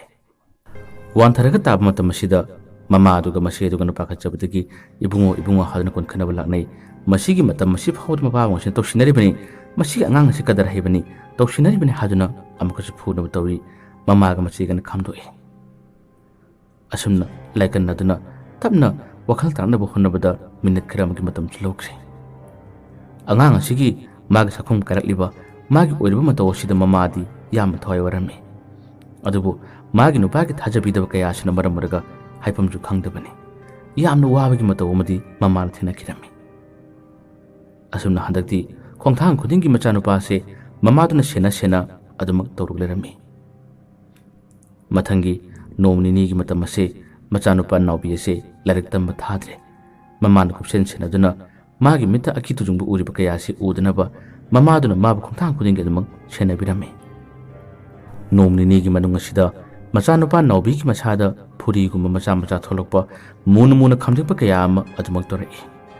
ꯃꯃꯥꯗꯤ ꯃꯇꯧ ꯑꯁꯤ ꯎꯕꯗ ꯂꯥꯏꯇꯤꯡꯒꯤ ꯑꯣꯏꯕ ꯀꯔꯤꯒꯨꯝꯕ ꯈꯔ ꯌꯥꯎꯔꯝꯒꯗꯕ ꯃꯥꯜꯂꯤ ꯂꯥꯏ ꯈꯨꯔꯨꯝꯅꯤꯡꯕꯗꯤ ꯃꯥꯅ ꯐꯥꯎꯏ, ꯑꯗꯨꯕꯨ ꯃꯥꯒꯤ ꯅꯨꯄꯥꯅ ꯑꯁꯤꯒꯨꯝꯕ ꯌꯥꯗꯕꯁꯤꯅ ꯃꯔꯝ ꯑꯣꯏꯔꯒ ꯍꯥꯏꯐꯝ ꯀꯔꯤꯃꯠꯇ ꯈꯪꯈꯤꯗꯦ꯫ ꯑꯗꯨꯒꯗꯤ ꯅꯨꯃꯤꯠ 4ꯅꯤ 5ꯅꯤ ꯁꯨꯔꯛꯄ ꯅꯨꯃꯤꯠꯇꯗꯤ ꯌꯥꯝꯅ ꯉꯛꯂꯕ ꯊꯧꯗꯣꯛ ꯑꯃꯁꯨ ꯊꯣꯛꯈꯤꯔꯝꯃꯤ ꯃꯈꯣꯏꯒꯤ ꯌꯨꯝ ꯑꯁꯤꯗ꯫ ꯃꯆꯥꯅꯨꯄꯤ ꯏꯆꯟ ꯀꯩꯁꯨꯝ ꯇꯧꯗꯕꯁꯦ ꯃꯍꯥꯛ ꯑꯁꯤꯗꯤ ꯁ꯭ꯀꯨꯜ ꯍꯜꯂꯛꯄ ꯃꯇꯝꯗ ꯌꯨꯝ ꯍꯦꯛ ꯌꯧꯕꯒꯅꯤ ꯃꯥꯁꯦ ꯃꯪꯒꯣꯜꯗ ꯐꯗ꯭ꯔꯥꯛ ꯇꯥꯈꯤꯔꯝꯃꯤ꯫ ꯃꯪꯒꯣꯜꯗ ꯃꯥꯅ ꯇꯥꯈꯤꯕꯁꯤ ꯎꯕꯗꯗꯤ ꯃꯃꯥꯗꯨꯅ ꯏꯕꯦꯝꯃ ꯀꯩꯗꯧꯔꯦ ꯍꯥꯏꯗꯨꯅ ꯆꯪꯁꯤꯜꯂꯨꯕ ꯃꯇꯝꯗꯗꯤ ꯃꯁꯝ ꯃꯅꯥ ꯏꯐꯥ ꯐꯥꯗꯨꯅ ꯃꯥꯁꯦ ꯅꯣꯛꯂꯛꯄꯅꯤ, ꯆꯣꯏꯔꯣꯟ ꯍꯣꯔꯣꯟ ꯀꯌꯥ ꯑꯃ ꯂꯣꯟꯕ ꯍꯧꯔꯛꯄꯅꯤ꯫ ꯃꯆꯥꯅꯨꯄꯤꯒꯤ ꯃꯇꯧ ꯑꯁꯤ ꯎꯕꯗꯗꯤ ꯃꯃꯥꯁꯦ ꯍꯦꯛꯇ ꯋꯥꯈꯜ ꯑꯁꯤ ꯀꯩꯅꯣꯝꯃ ꯇꯧꯈ꯭ꯔꯦ꯫ ꯀꯩꯅꯣ ꯅꯪꯅ ꯇꯧꯔꯤꯗꯨꯕꯨ ꯀꯔꯤꯅꯣ ꯍꯥꯏꯗꯨꯅ ꯃꯆꯥꯅꯨꯄꯤ ꯑꯁꯤꯕꯨ ꯑꯃꯨꯛ ꯂꯥꯏꯀꯟꯅꯅꯕ ꯍꯣꯠꯅꯩ꯫ ꯍꯣꯠꯅꯕ ꯃꯇꯝ ꯑꯁꯤꯗ ꯃꯔꯤ ꯃꯈꯣꯡ ꯁꯝꯅꯗꯕ ꯋꯥ ꯀꯌꯥ ꯑꯃ ꯍꯥꯏꯔꯛꯄ, ꯑꯀꯤ ꯇꯨꯖꯨꯡꯕ ꯁꯥꯊꯤꯕ ꯋꯥ ꯀꯌꯥ ꯑꯃ ꯍꯥꯏꯔꯛꯄ, ꯃꯈꯣꯡ ꯆꯥꯒꯦ ꯃꯀꯣꯛ ꯆꯥꯒꯦ ꯍꯥꯏꯕꯅꯆꯤꯡꯕ ꯋꯥ ꯀꯌꯥꯁꯤ ꯍꯥꯏꯔꯛꯄꯗꯗꯤ ꯃꯃꯥ ꯑꯁꯤ ꯌꯥꯝꯅ ꯀꯤꯈ꯭ꯔꯦ꯫ ꯌꯥꯝꯅ ꯊꯨꯅ ꯂꯩꯀꯥꯏꯒꯤ ꯃꯤꯁꯤꯡ ꯀꯣꯏꯂꯥꯎ ꯂꯥꯎꯗꯨꯅ ꯃꯥꯅ ꯀꯧꯔꯝꯃꯤ꯫ ꯂꯩꯀꯥꯏꯒꯤ ꯃꯤꯁꯤꯡ ꯆꯪꯁꯤꯜꯂꯛꯈ꯭ꯔꯦ꯫ ꯑꯗꯨꯒ ꯅꯨꯄꯥ ꯃꯆꯥ ꯑꯃꯗ ꯃꯥꯒꯤ ꯅꯨꯄꯥ ꯊꯕꯛ ꯁꯨꯕ ꯆꯠꯈꯤꯕꯗꯣ ꯑꯃꯨꯛꯇ ꯀꯧꯔꯛꯎ ꯍꯥꯏꯗꯨꯅ ꯄꯥꯎ ꯄꯤꯕꯗꯒꯤ ꯃꯥꯒꯤ ꯅꯨꯄꯥꯗꯨꯁꯨ ꯆꯦꯟꯗꯨꯅ ꯄꯥꯎ ꯄꯤꯔꯨꯔꯦ, ꯀꯧꯔꯨꯔꯦ꯫ ꯃꯥꯒꯤ ꯅꯨꯄꯥꯗꯨꯁꯨ ꯍꯣꯕꯦ ꯆꯦꯜꯂꯛꯏ꯫ ꯆꯦꯜꯂꯛꯄ ꯃꯇꯝꯗ ꯃꯆꯥꯅꯨꯄꯤ ꯏꯆꯟꯒꯤ ꯑꯣꯏꯔꯤꯕ ꯃꯇꯧ ꯑꯁꯤ ꯎꯕꯗꯗꯤ ꯃꯥꯒꯤ ꯅꯨꯄꯥ ꯑꯁꯤꯁꯨ ꯌꯥꯝꯅ ꯉꯛꯈ꯭ꯔꯦ꯫ ꯏꯄꯥꯒꯤ ꯕꯦꯝꯃ ꯅꯪ ꯀꯩꯗꯧꯔꯒꯦ ꯍꯥꯏꯗꯨꯅ ꯍꯪꯉꯤ꯫ ꯍꯪꯕ ꯃꯇꯝ ꯑꯁꯤ ꯊꯦꯜꯂꯛꯀꯅꯣ, ꯅꯪꯉꯣꯟꯗ ꯊꯦꯜꯂꯛꯀꯅꯣ, ꯏꯄꯥ ꯅꯠꯇꯦ, ꯅꯪꯒꯤ ꯏꯄꯥ ꯅꯠꯇꯦ ꯍꯥꯏꯗꯨꯅ ꯑꯉꯥꯡ ꯑꯁꯤꯒꯤ ꯁꯞꯇ ꯀꯥꯏꯕ ꯃꯇꯧ ꯑꯁꯤ ꯇꯧꯔꯛꯏ꯫ ꯑꯗꯨꯒ ꯑꯀꯤ ꯇꯨꯖꯨꯡꯕ ꯃꯤꯅ ꯇꯥꯕꯗ ꯍꯩꯅꯗꯕ ꯑꯀꯤꯕ ꯋꯥ ꯀꯌꯥꯁꯦ ꯃꯆꯥꯅꯨꯄꯤ ꯏꯆꯟ ꯑꯁꯤꯅ ꯍꯦꯛꯇ ꯉꯥꯡꯕ ꯍꯥꯏꯕ ꯍꯧꯔꯛꯄꯅꯤ꯫ ꯃꯌꯥꯝ ꯑꯁꯦ ꯍꯦꯛꯇ ꯀꯨꯝꯍꯩꯒꯤ ꯃꯇꯧꯒꯨꯝ ꯑꯃꯨꯛꯁꯨ ꯑꯀꯤꯕꯒꯤ ꯃꯇꯧꯗꯤ ꯌꯦꯡꯅꯔꯕꯅꯤ꯫ ꯑꯣꯏꯔꯤꯕ ꯃꯇꯧ ꯑꯁꯤꯅꯗꯤ ꯌꯥꯗꯕꯗꯒꯤ ꯂꯩꯀꯥꯏꯒꯤ ꯈꯔ ꯈꯪꯕ ꯑꯍꯜ ꯑꯃꯅꯤꯅ ꯍꯥꯏꯔꯗꯤ ꯃꯁꯤꯗꯤ ꯂꯥꯏ ꯇꯤꯟꯒꯤ ꯑꯣꯏꯕ ꯌꯥꯎꯔꯦ, ꯑꯃꯥꯏꯕ ꯑꯃ ꯀꯧꯁꯤ ꯍꯥꯏꯗꯨꯅ ꯍꯥꯏꯔꯛꯄꯅꯤ꯫ ꯑꯗꯨꯒꯤ ꯋꯥꯗꯨ ꯍꯥꯏꯔꯛꯄꯗ ꯃꯃꯥ ꯑꯁꯤꯅ ꯃꯥꯒꯤ ꯅꯨꯄꯥ ꯔꯟꯖꯤꯠꯇ ꯌꯦꯡꯉꯤ꯫ ꯃꯥꯒꯤ ꯅꯨꯄꯥ ꯔꯟꯖꯤꯠꯇꯤ ꯑꯁꯤꯒꯨꯝꯕ ꯌꯥꯗꯕꯅꯤ꯫ ꯑꯗꯨꯕꯨ ꯍꯧꯖꯤꯛꯇꯤ ꯃꯆꯥꯅꯨꯄꯤꯒꯤ ꯁꯞꯇ ꯀꯥꯏꯕ ꯃꯇꯧ ꯑꯁꯤ ꯎꯕꯗꯗꯤ ꯃꯍꯥꯛꯁꯨ ꯌꯥꯗꯕ ꯉꯝꯗ꯭ꯔꯦ, ꯀꯔꯤꯃꯠꯇ ꯈꯨꯝꯗ꯭ꯔꯦ꯫ ꯃꯈꯣꯏ ꯑꯃꯅꯤ ꯆꯦꯟꯈꯤꯗꯨꯅ ꯑꯃꯥꯏꯕ ꯀꯧꯕ ꯆꯠꯈ꯭ꯔꯦ꯫ ꯃꯁꯤꯗ ꯂꯥꯏꯀꯟꯅꯔꯤꯕ ꯀꯌꯥ ꯑꯁꯤ ꯅꯥꯎꯕꯤꯁꯨ ꯃꯅꯥꯛꯇ ꯂꯩꯗꯨꯅ ꯑꯀꯤꯕꯒꯤ ꯃꯇꯧ ꯑꯃꯗ ꯌꯦꯡꯂꯝꯕꯅꯤ꯫ ꯑꯗꯨꯕꯨ ꯑꯁꯨꯝ ꯌꯦꯡꯂꯝꯕꯗꯒꯤ ꯅꯥꯎꯕꯤꯁꯨ ꯋꯥꯟꯊꯔꯛꯄꯅꯤ꯫ ꯃꯁꯤ ꯍꯥꯏꯔꯤꯉꯩꯁꯤꯗ ꯅꯥꯎꯕꯤ ꯑꯃꯨꯛ ꯋꯥꯟꯊꯔꯛꯄꯗꯗꯤ ꯃꯈꯣꯏꯁꯤꯡ ꯑꯁꯦ ꯍꯦꯛꯇ ꯄꯥꯈꯠꯅꯈ꯭ꯔꯦ, ꯅꯥꯎꯕꯤꯕꯨꯁꯨ ꯂꯥꯏꯀꯟꯅꯔꯔꯤ꯫ ꯃꯃꯥꯗꯨꯗꯤ ꯀꯣꯛꯆꯥꯎꯕꯤ ꯀꯥꯔꯦ꯫ ꯀꯔꯤꯅꯣ ꯇꯧꯔꯤꯁꯤꯕꯨ? ꯏꯆꯥ ꯑꯅꯤꯇꯪ ꯌꯥꯎꯖꯕꯁꯤꯗ ꯏꯆꯥ ꯑꯅꯤꯁꯤꯗ ꯇꯧꯔꯤꯕ ꯃꯇꯧ ꯑꯁꯤꯕꯨ ꯀꯔꯤꯅꯣ ꯍꯥꯏꯗꯨꯅ ꯍꯦꯛꯇ ꯀꯞꯈꯠꯂꯛꯄꯅꯤ꯫ ꯌꯥꯝꯅ ꯊꯨꯅ ꯑꯃꯥꯏꯕ ꯀꯧꯕ ꯆꯠꯈꯤꯕꯗꯣ ꯃꯍꯥꯛꯁꯨ ꯂꯥꯛꯇꯨꯅ ꯌꯦꯡꯕ ꯍꯧꯔꯔꯦ꯫ ꯌꯦꯡꯒꯗꯧꯔꯤꯕꯁꯤ ꯑꯅꯤꯅꯤ, ꯃꯆꯥꯅꯨꯄꯤꯗꯨꯒ ꯃꯆꯥꯅꯨꯄꯥꯗꯨꯒꯅꯤ꯫ ꯃꯆꯥꯅꯨꯄꯤꯗꯨꯅ ꯆꯣꯏꯔꯣꯟ ꯌꯥꯝꯅ ꯂꯣꯜꯂꯤꯁꯦ, ꯑꯗꯨꯒ ꯃꯆꯥꯅꯨꯄꯥꯗꯨꯗꯤ ꯍꯧꯖꯤꯛ ꯋꯥꯟꯊꯔꯒ ꯂꯩꯔꯤꯕꯅꯤ꯫ ꯆꯣꯏꯔꯣꯟ ꯂꯣꯟꯕ ꯃꯇꯝꯗꯁꯨ ꯑꯀꯤꯕ ꯋꯥ ꯌꯥꯝꯅ ꯍꯥꯏ, ꯑꯗꯨꯒ ꯌꯨꯝꯁꯤꯒꯤ ꯃꯤꯁꯤꯡ ꯍꯥꯠꯀꯅꯤ ꯍꯥꯏꯗꯨꯅꯁꯨ ꯌꯥꯝꯅ ꯇꯣꯏꯅ ꯍꯥꯏꯔꯤꯕꯅꯤ꯫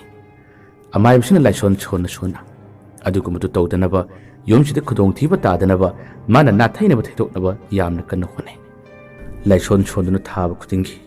ꯁꯥꯎꯔꯕ ꯏꯆꯟꯒꯤ ꯁꯛꯇꯝ ꯑꯁꯤꯅ ꯃꯄꯥꯕꯨꯡ ꯑꯁꯤꯒꯤ ꯃꯥꯏꯀꯩꯗꯅꯤ ꯃꯥꯅ ꯌꯦꯡꯂꯤꯕ꯫ ꯃꯄꯥꯕꯨꯡ ꯑꯁꯤꯗ ꯈꯨꯠ ꯊꯤꯜꯂꯒ ꯃꯥꯕꯨ ꯍꯥꯠꯅꯤꯡꯉꯤ ꯍꯥꯏꯗꯨꯅ ꯑꯗꯨꯃꯛ ꯍꯥꯏꯔꯕꯅꯤ꯫ ꯑꯃꯥꯏꯕꯁꯤꯅ ꯀꯔꯤꯒꯤꯅꯣ? ꯃꯥꯗꯤ ꯅꯪꯒꯤ ꯅꯄꯥꯕꯨꯡꯅꯤ, ꯅꯪꯒꯤ ꯅꯄꯥꯕꯨꯡꯕꯨ ꯅꯪꯅ ꯀꯔꯤꯒꯤ ꯍꯥꯠꯅꯤꯡꯂꯤꯕꯅꯣ ꯍꯥꯏꯗꯨꯅ ꯍꯥꯏ꯫ ꯃꯉꯛ ꯑꯁꯤ ꯂꯩꯊꯦꯛꯂꯒ ꯏ ꯑꯁꯤ ꯊꯛꯅꯤꯡꯉꯤ, ꯃꯥꯒꯤ ꯃꯈꯣꯡ ꯃꯈꯨꯠ ꯂꯣꯏꯅ ꯊꯨꯗꯦꯛꯂꯒ ꯁꯦꯠꯂꯒ ꯆꯥꯅꯤꯡꯉꯤ, ꯃꯉꯛ ꯑꯁꯤ ꯂꯩꯊꯦꯛꯂꯒ ꯏ ꯊꯛꯅꯤꯡꯉꯤ ꯍꯥꯏꯗꯨꯅ ꯑꯗꯨꯝ ꯍꯥꯏꯔꯔꯤ꯫ ꯃꯄꯥꯕꯨꯡꯗꯤ ꯅꯥꯝꯅꯒ ꯈꯔ ꯍꯣꯕꯅꯦ꯫ ꯑꯗꯨꯒꯨꯝꯕ ꯋꯥꯗꯨ ꯅꯄꯥꯕꯨꯡꯗ ꯍꯥꯏꯕ ꯌꯥꯕ꯭ꯔꯥ? ꯅꯪ ꯀꯟꯁꯤꯜꯂꯛꯎꯔꯥ ꯍꯥꯏꯗꯨꯅ ꯍꯥꯏ꯫ ꯃꯇꯝ ꯑꯁꯤꯗ ꯁꯞꯇ ꯀꯥꯏꯔꯕꯤ ꯃꯆꯥꯅꯨꯄꯤꯗꯨꯅ ꯑꯩꯉꯣꯟꯗ ꯂꯥꯎꯒꯅꯨ, ꯅꯪꯅ ꯂꯥꯎꯔꯕꯗꯤ ꯅꯪꯒꯤ ꯅꯆꯥ ꯑꯅꯤꯃꯛ ꯍꯥꯠꯀꯅꯤ,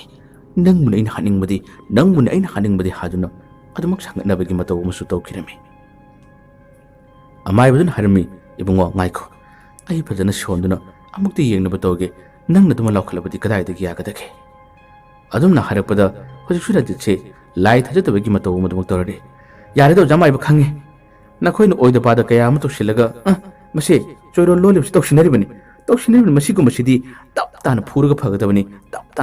ꯐꯒꯗꯕꯅꯤ ꯍꯥꯏꯗꯨꯅ ꯍꯥꯏ꯫ ꯋꯥꯗꯨ ꯇꯥꯕꯗ ꯌꯨꯝꯊꯪꯅꯕꯒꯤ ꯑꯍꯜ ꯑꯃꯅ ꯔꯟꯖꯤꯠꯀꯤ ꯃꯥꯏꯗ ꯈꯨꯄꯥꯛꯅ ꯊꯥꯔꯝꯃꯤ꯫ ꯀꯔꯤ ꯑꯗꯨꯛ ꯌꯥꯝꯅ ꯃꯆꯣꯡ ꯄꯥꯛ ꯅꯥꯏꯗꯕ ꯑꯍꯜꯁꯤꯡ ꯑꯩꯈꯣꯏ ꯂꯩꯅ ꯅꯆꯥ ꯑꯅꯤꯗ ꯈꯨꯗꯣꯡꯊꯤꯕ ꯇꯥꯔ ꯐꯥꯎꯕꯗ lai changduna lai chonduna choiron kaya ama lola phawbada nangna adubu thajadaba nang phuraga phagadabni haduna khajaira tharame Ranjit karimata khumde madana te ahal lamanina su Ranjit pungangammi nachani na khudong thiba taraga phuraga phagadabni haduna yenaga leiba ngamba nangdi mapanate nang mapanate nacha nuksiba khangdo mini haduna ngalamme Ranjit tumina khumdabi leikirame amaibase yamna haiba amaibani mamit mana usinduna nupi macha aduna choiro loliba mana hatkani toriba kaya asida maga pau phonanaba wari sananaba lighting khurumduna yamna kan honari kon thangdadi mana them duna wasi mathang adum pau phonaduna mathang adum hangba matamadi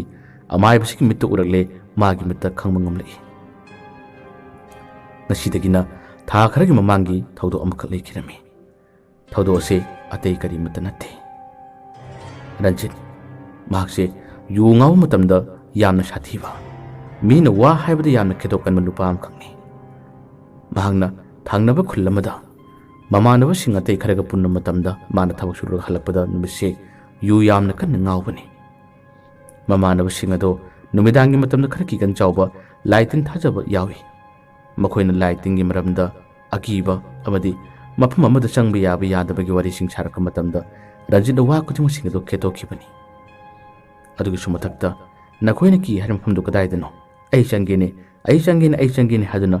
mana napal tawna wase ngangkibani mamanaba amani na hai adugumba oroi paradaba napal du tawgano lai lebani ko thajadaba tawgano lai lebani thajadaba tawgano haduna hai adubu Ranjit yade lai du ko thura wari sanagine is lai le kaina nakoina ki haim famdu aimona taune ai changeba haduna hai adubu mamanaba sing aduna yu ngoribani khanduna manaba talammi mamanaba man hai adugumdu haiganune nang adugum tawganune fattabani ne hai adubu Ranjit sunya yade ki haim famsingduda mapan thoksingi ba haibane makhongba hamjingi haibane asigumba tabadu nungaitaba wa kaya si man haramme man adumna wa ngangmudo yamne henjilakpati manaba sing ado akhoi nanga punba tali haramnaga makhoise chanakibani Ranjiti he pangsu pangdaba kisu kiri malene haduna matonta lehobani aduga makhongna tamna magi khuladugi maikai tama lakpada hojiki thangnaba khulasigi laibung ase man he ubani masigi laibung ase ubadagi mahangna mamanaba sing adu sawningdibani khangde magi lai thadaba kaya aduna maram organi khangde mahangna tawhaidaba thabak sing se laibung ase mana tawrubani yakhaiba kaukhaiba amang soigi thabak kaya ama mana phattaba thabak sing se tawsilubani asumna tawsiluba sing se amaibsina somna khurumduna mana yenga matam sidadi ngasai gi nupi macha sig maga pau phonabada mathang sing se tholole tha khari mamangi thoki ba thodoki warini masigi matungda saibi se theng se Ranjit tadi palaktri ajubu kaisum mara laitaba kaisum khangedaba macha ani sida masigi chai theng se phangba hobani masi khudi masing se amaibsina khanglare amaibsina masigi wari sing se lai tolibi isangi machindagi hairakpa mana tam matamda Ranjit ase yamna hangoirami tukacharami aduga amusu lai thedaba magi matau kaya sida shauninglami ngasigi numit asidi angang ani sigi masara changliba tongsilibase phajana namtharaga hayengi numita achoba mathau mangam pangtholagi haduna amaibsina khali nasidi miyamju tillibani aduna Ranjit magasu chanagadaba wari malai haduna amaibsina khallaga hojikti angang ani se namthaduna phathaduna mana thalame aduga hayengse ai ayuk ngana lakane makhoi anigi laiga throm pangthok tabu yaroi natrabadi khudong thiba tagani haduna amaibsina hai aduga Ranjit nang akhoi dang hak tala o asumna haramani angang ani se amaibdun mahi sholaga makhoi gi masara changni bising se namthabiraga pothalaga thamlari yumasida mamadu matomta leiba kibadagi makhoi mi amani na mateng pangduna sanglaga lerami Ranjit numidangi matam masida amaibdugi mayumna challi amaibdugi mayumna chatpa matamda Ranjit amaibduna harame Ranjit tawriba tholiba thodo ase nangi mungna tariba dasa se yamna sathiba dasa ma habadu oire nangna aigi wasu sengna taraba nangna tingkhet lekhet ba kaya ma tawbado nangna puning changna taba tarabadi nakhoi gi mungi khudong thibase phaba ngambasi ai adu natrabadi ꯂꯥꯌꯦꯡꯕꯗ ꯋꯥꯒꯗꯧꯔꯤ ꯍꯥꯏꯗꯨꯅ ꯍꯥꯏꯔꯛꯏ꯫ ꯔꯟꯖꯤꯠꯁꯨ ꯈꯔ ꯅꯥꯄꯜ ꯑꯗꯨꯝ ꯀꯥꯔꯒ ꯍꯥꯏꯕꯤꯌꯨ ꯑꯣꯖꯥꯃꯥꯏꯕ꯫ ꯑꯃꯥꯏꯕꯗꯨꯅ ꯍꯥꯏ, ꯅꯪꯒꯤ ꯄꯨꯛꯅꯤꯡꯗ ꯂꯩꯔꯤꯕꯗꯨ ꯑꯩꯅ ꯈꯪꯉꯤꯅꯤ, ꯑꯩꯅ ꯍꯥꯏꯔꯤꯕ ꯋꯥꯁꯤ ꯅꯪ ꯊꯥꯖꯗꯦꯅꯤ꯫ ꯊꯥ ꯈꯔꯒꯤ ꯃꯃꯥꯡꯗ ꯅꯍꯥꯛꯅ ꯊꯪꯅꯕ ꯈꯨꯜ ꯑꯃꯗ ꯂꯥꯏꯕꯨꯡꯗ ꯅꯪꯅ ꯑꯃꯥꯡ ꯑꯁꯣꯏ ꯐꯠꯇꯕ ꯊꯕꯛ ꯇꯧꯈꯤꯕꯗꯣ, ꯉꯁꯤꯗꯤ ꯅꯪꯒꯤ ꯅꯆꯥꯅꯨꯄꯤ ꯑꯃꯗꯤ ꯅꯆꯥꯅꯨꯄꯥꯁꯤꯗ ꯇꯣꯡꯁꯤꯟꯗꯨꯅ ꯃꯈꯣꯏꯕꯨ ꯀꯤꯍꯟꯅꯕ, ꯃꯈꯣꯏꯕꯨ ꯊꯋꯥꯏ ꯂꯧꯅꯕ ꯇꯧꯔꯔꯦ꯫ ꯅꯆꯥꯅꯨꯄꯤꯗ ꯇꯣꯡꯁꯤꯟꯗꯨꯅ ꯑꯩꯒꯤ ꯂꯥꯏꯒꯤ ꯃꯍꯩ ꯁꯣꯟꯗꯨꯅ ꯋꯥꯔꯤ ꯁꯥꯟꯅꯕ ꯃꯇꯝꯗ ꯈꯨꯗꯤꯡꯃꯛꯁꯤꯡ ꯑꯗꯨ ꯁꯥꯐꯣꯡꯂꯛꯂꯦ, ꯈꯨꯗꯤꯡꯃꯛꯁꯤꯡ ꯑꯗꯨ ꯐꯥꯎꯔꯛꯂꯦ꯫ ꯂꯥꯏ ꯍꯥꯏꯕꯁꯤꯗꯤ ꯍꯥꯏꯖꯔꯒ ꯈꯨꯔꯨꯝꯂꯒ ꯌꯥꯕꯅꯤ, ꯃꯤ ꯃꯁꯦꯟꯗꯇꯕꯨ ꯍꯥꯏꯖꯕ ꯈꯨꯔꯨꯝꯅꯕꯗ ꯍꯟꯗꯅ ꯂꯃꯟ ꯈꯨꯝꯅꯕꯒꯤ ꯋꯥꯅꯤ꯫ ꯅꯪꯒꯤ ꯅꯆꯥ ꯑꯅꯤꯒꯤ ꯈꯨꯗꯣꯡꯊꯤꯕꯁꯤ ꯀꯟꯅꯕ ꯅꯪꯅ ꯇꯧꯖꯔꯕ ꯐꯠꯇꯕ ꯀꯌꯥꯗꯣ ꯂꯥꯏ ꯇꯤꯟ ꯐꯖꯅ ꯈꯨꯔꯨꯝꯊꯣꯛꯂꯕꯗꯤ ꯐꯕꯁꯨ ꯌꯥꯏ꯫ ꯅꯍꯥꯛ ꯍꯌꯦꯡꯗꯤ ꯊꯃꯣꯏ ꯁꯦꯡꯅ ꯅꯪꯒꯤ ꯇꯧꯖꯈꯤꯕ ꯀꯌꯥꯗꯨ ꯉꯥꯛꯄꯤꯅꯕ ꯅꯪꯁꯨ ꯈꯨꯔꯨꯝꯂꯒ ꯅꯪꯒꯤ ꯅꯆꯥꯅꯨꯄꯤꯗ ꯑꯃꯗꯤ ꯅꯆꯥꯅꯨꯄꯥꯗ ꯑꯋꯥꯕ ꯈꯨꯗꯣꯡꯊꯤꯕ ꯇꯥꯔꯕꯁꯤ ꯀꯟꯅꯕ ꯍꯣꯠꯅꯁꯤ꯫ ꯋꯥꯗꯨ ꯍꯥꯏꯔꯛꯄꯗ ꯔꯟꯖꯤꯠꯅ ꯍꯥꯏ, ꯑꯦ ꯑꯣꯖꯥꯃꯥꯏꯕ, ꯃꯗꯨꯗꯤ ꯑꯩꯅ ꯇꯧꯕꯅꯤ꯫ ꯑꯗꯨꯗꯤ ꯑꯩꯅ ꯇꯧꯕ ꯊꯕꯛꯁꯤꯗꯤ ꯑꯩꯉꯣꯟꯗ ꯄꯥꯟꯐꯝ ꯊꯣꯛꯇꯕ꯭ꯔꯥ, ꯑꯩꯉꯣꯟꯗ ꯐꯪꯐꯝ ꯊꯣꯛꯇꯕ꯭ꯔꯥꯅꯦ? ꯃꯁꯤ ꯑꯣꯏꯔꯣꯏꯗꯕ ꯋꯥꯅꯤꯗ, ꯑꯗꯨꯒꯨꯝꯅ ꯅꯃꯥꯏ ꯍꯦꯛꯇ ꯊꯥꯡꯖꯤꯟꯕꯤꯅꯨꯗ꯫ ꯑꯃꯥꯏꯕꯗꯨꯅ ꯍꯥꯏ, ꯍꯦ ꯇꯤꯈꯦꯠ ꯂꯥꯏꯈꯦꯠꯄ ꯇꯧꯒꯅꯨ꯫ ꯅꯥꯄꯜ ꯀꯥꯕꯗꯣ ꯅꯪꯒꯤ ꯅꯥꯄꯜꯗꯨꯕꯨ ꯌꯩꯊꯦꯛꯄ ꯉꯝꯕ ꯅꯪꯒꯤ ꯅꯃꯤꯠꯇꯁꯨ ꯅꯥꯄꯤ ꯇꯥꯔꯛꯄ ꯅꯨꯃꯤꯠ ꯑꯃ ꯌꯥꯎꯔꯛꯀꯅꯤ꯫ ꯅꯆꯥꯅꯨꯄꯤꯗ ꯆꯪꯂꯤꯕ ꯂꯥꯏ ꯑꯗꯨꯅ ꯈꯨꯗꯤꯡꯃꯛꯁꯤꯡ ꯑꯁꯤ ꯁꯥꯐꯣꯡꯂꯛꯇꯨꯅ ꯐꯥꯎꯕꯗ ꯀꯔꯤꯒꯤ ꯅꯪꯅ ꯅꯥꯄꯜ ꯀꯥꯅ ꯊꯥꯖꯗꯕꯅꯣ? ꯅꯍꯥꯛ ꯅꯥꯄꯜ ꯍꯦꯟꯃꯜꯂꯦ, ꯅꯍꯥꯛ ꯈꯦꯇꯣꯛꯄ ꯍꯦꯟꯃꯜꯂꯦ, ꯅꯍꯥꯛ ꯈꯨꯗꯣꯡꯊꯤꯕ ꯇꯥꯒꯅꯤ꯫ ꯑꯩꯒꯤꯗꯤ ꯍꯥꯏꯐꯝ ꯊꯣꯛꯄ ꯍꯥꯏꯕꯅꯤ, ꯅꯪꯅ ꯌꯥꯗ꯭ꯔꯕꯗꯤ ꯀꯔꯤ ꯇꯧꯅꯤ? ꯑꯩꯒꯤꯗꯤ ꯌꯦꯡꯐꯝ ꯊꯣꯛꯄ ꯌꯦꯡꯒꯅꯤ, ꯑꯗꯨꯕꯨ ꯑꯩꯅ ꯂꯥꯏꯌꯦꯡꯕꯗ ꯉꯝꯗ꯭ꯔꯒꯗꯤ ꯈꯨꯗꯤꯡꯃꯛꯁꯤꯡ ꯑꯗꯣ ꯅꯪꯅ ꯊꯣꯛꯍꯟꯕꯅꯤ, ꯅꯁꯥꯅ ꯌꯥꯒꯗꯕꯅꯤ꯫ ꯑꯃꯥꯏꯕꯁꯤꯅ ꯌꯥꯝꯅ ꯁꯥꯎꯅ ꯑꯁꯨꯝꯅ ꯔꯟꯖꯤꯠꯇ ꯍꯥꯏꯕꯅꯤ꯫ ꯔꯟꯖꯤꯠꯁꯨ ꯋꯥꯔꯤ ꯈꯔ ꯁꯥꯔꯝꯂꯒ ꯌꯨꯝꯗ ꯁꯨꯝ ꯂꯥꯛꯈꯤ꯫ ꯑꯃꯥꯏꯕꯁꯤꯅ ꯀꯌꯥꯗꯨꯅ ꯌꯦꯡꯉꯨꯅꯤ, ꯃꯆꯥ ꯑꯅꯤꯅ ꯈꯨꯗꯣꯡꯊꯤꯕ ꯇꯥꯔ ꯐꯥꯎꯕꯗ ꯍꯧꯖꯤꯛ ꯐꯥꯎꯕ ꯋꯥꯁꯦ ꯊꯥꯖꯗꯦꯅꯦ ꯍꯥꯏꯗꯨꯅ ꯇꯨꯃꯤꯟ ꯂꯩꯍꯧꯏ꯫ ꯔꯟꯖꯤꯠ ꯌꯨ ꯈꯔꯒ ꯊꯛꯂꯒ ꯑꯗꯨꯝ ꯂꯥꯛꯏ ꯌꯨꯝꯗ꯫ ꯂꯥꯛꯄ ꯃꯇꯝꯗ ꯂꯝꯕꯤꯗ ꯃꯇꯨꯝ ꯁꯣꯜꯂꯦ꯫ ꯑꯩꯅ ꯇꯧꯕ ꯊꯕꯛꯇꯤ ꯑꯩꯅ ꯐꯪꯒꯗꯕꯅꯤ, ꯏꯃꯥꯟꯅꯕꯁꯤꯡ ꯑꯗꯨꯕꯨ ꯑꯩꯅ ꯁꯥꯎꯕꯗꯒꯤ ꯑꯩꯅ ꯇꯧꯔꯨꯔꯦ꯫ ꯑꯗꯨ ꯑꯣꯏꯔꯕꯗꯤ ꯆꯩꯊꯦꯡꯁꯦ ꯑꯩꯉꯣꯟꯗ ꯄꯥꯜꯂꯨꯗꯅ, ꯑꯩꯉꯣꯟꯗꯁꯨ ꯄꯥꯟꯗꯕ ꯏꯆꯥꯁꯤꯡꯅ ꯃꯈꯣꯏꯒꯤ ꯃꯔꯥꯏꯕꯛꯇ ꯑꯁꯨꯝꯅ ꯇꯧꯖꯔꯒ ꯑꯩꯉꯣꯟꯗ ꯍꯦꯛꯇ ꯇꯥꯏꯅꯕ, ꯑꯩꯉꯣꯟꯗ ꯍꯦꯛꯇ ꯇꯥꯏꯅꯕ ꯍꯥꯏꯗꯨꯅ ꯃꯇꯣꯝꯇ ꯁꯥꯎꯔꯒ ꯂꯥꯛꯈꯤꯔꯝꯃꯤ꯫ ꯃꯥꯅ ꯌꯨꯝ ꯌꯧꯔꯛꯄꯗ ꯃꯆꯥ ꯑꯅꯤꯗꯣ ꯑꯃꯥꯏꯕꯗꯨꯒꯤ ꯃꯍꯩꯒꯤ ꯃꯇꯦꯡꯅ ꯅꯝꯊꯔꯒ ꯐꯥꯖꯤꯜꯂꯒ ꯊꯜꯂꯝꯕꯗꯣ ꯔꯟꯖꯤꯠ ꯑꯗꯨꯅ ꯏꯃꯨꯡꯗ ꯍꯦꯛ ꯆꯪꯂꯛꯄꯗꯒꯤꯗꯤ ꯑꯉꯥꯡ ꯑꯅꯤꯁꯦ ꯁꯞꯇ ꯑꯃ ꯇꯧꯔꯛꯏ꯫ ꯃꯄꯥ ꯑꯗꯨꯕꯨ ꯎꯕꯗ ꯃꯥꯕꯨ ꯍꯥꯠꯅꯤꯡꯕ, ꯃꯥꯕꯨ ꯆꯥꯅꯤꯡꯕꯒꯤ ꯃꯇꯧ ꯑꯃꯗ ꯃꯈꯨꯠꯀꯥꯁꯦ ꯍꯦꯛꯇ ꯂꯩꯊꯦꯛꯂꯒ ꯃꯥꯕꯨ ꯐꯥꯅꯤꯡꯕ ꯐꯨꯅꯤꯡꯕꯒꯤ ꯃꯇꯧ ꯑꯃꯁꯨ ꯑꯗꯨꯃꯛ ꯇꯧꯔꯝꯃꯤ꯫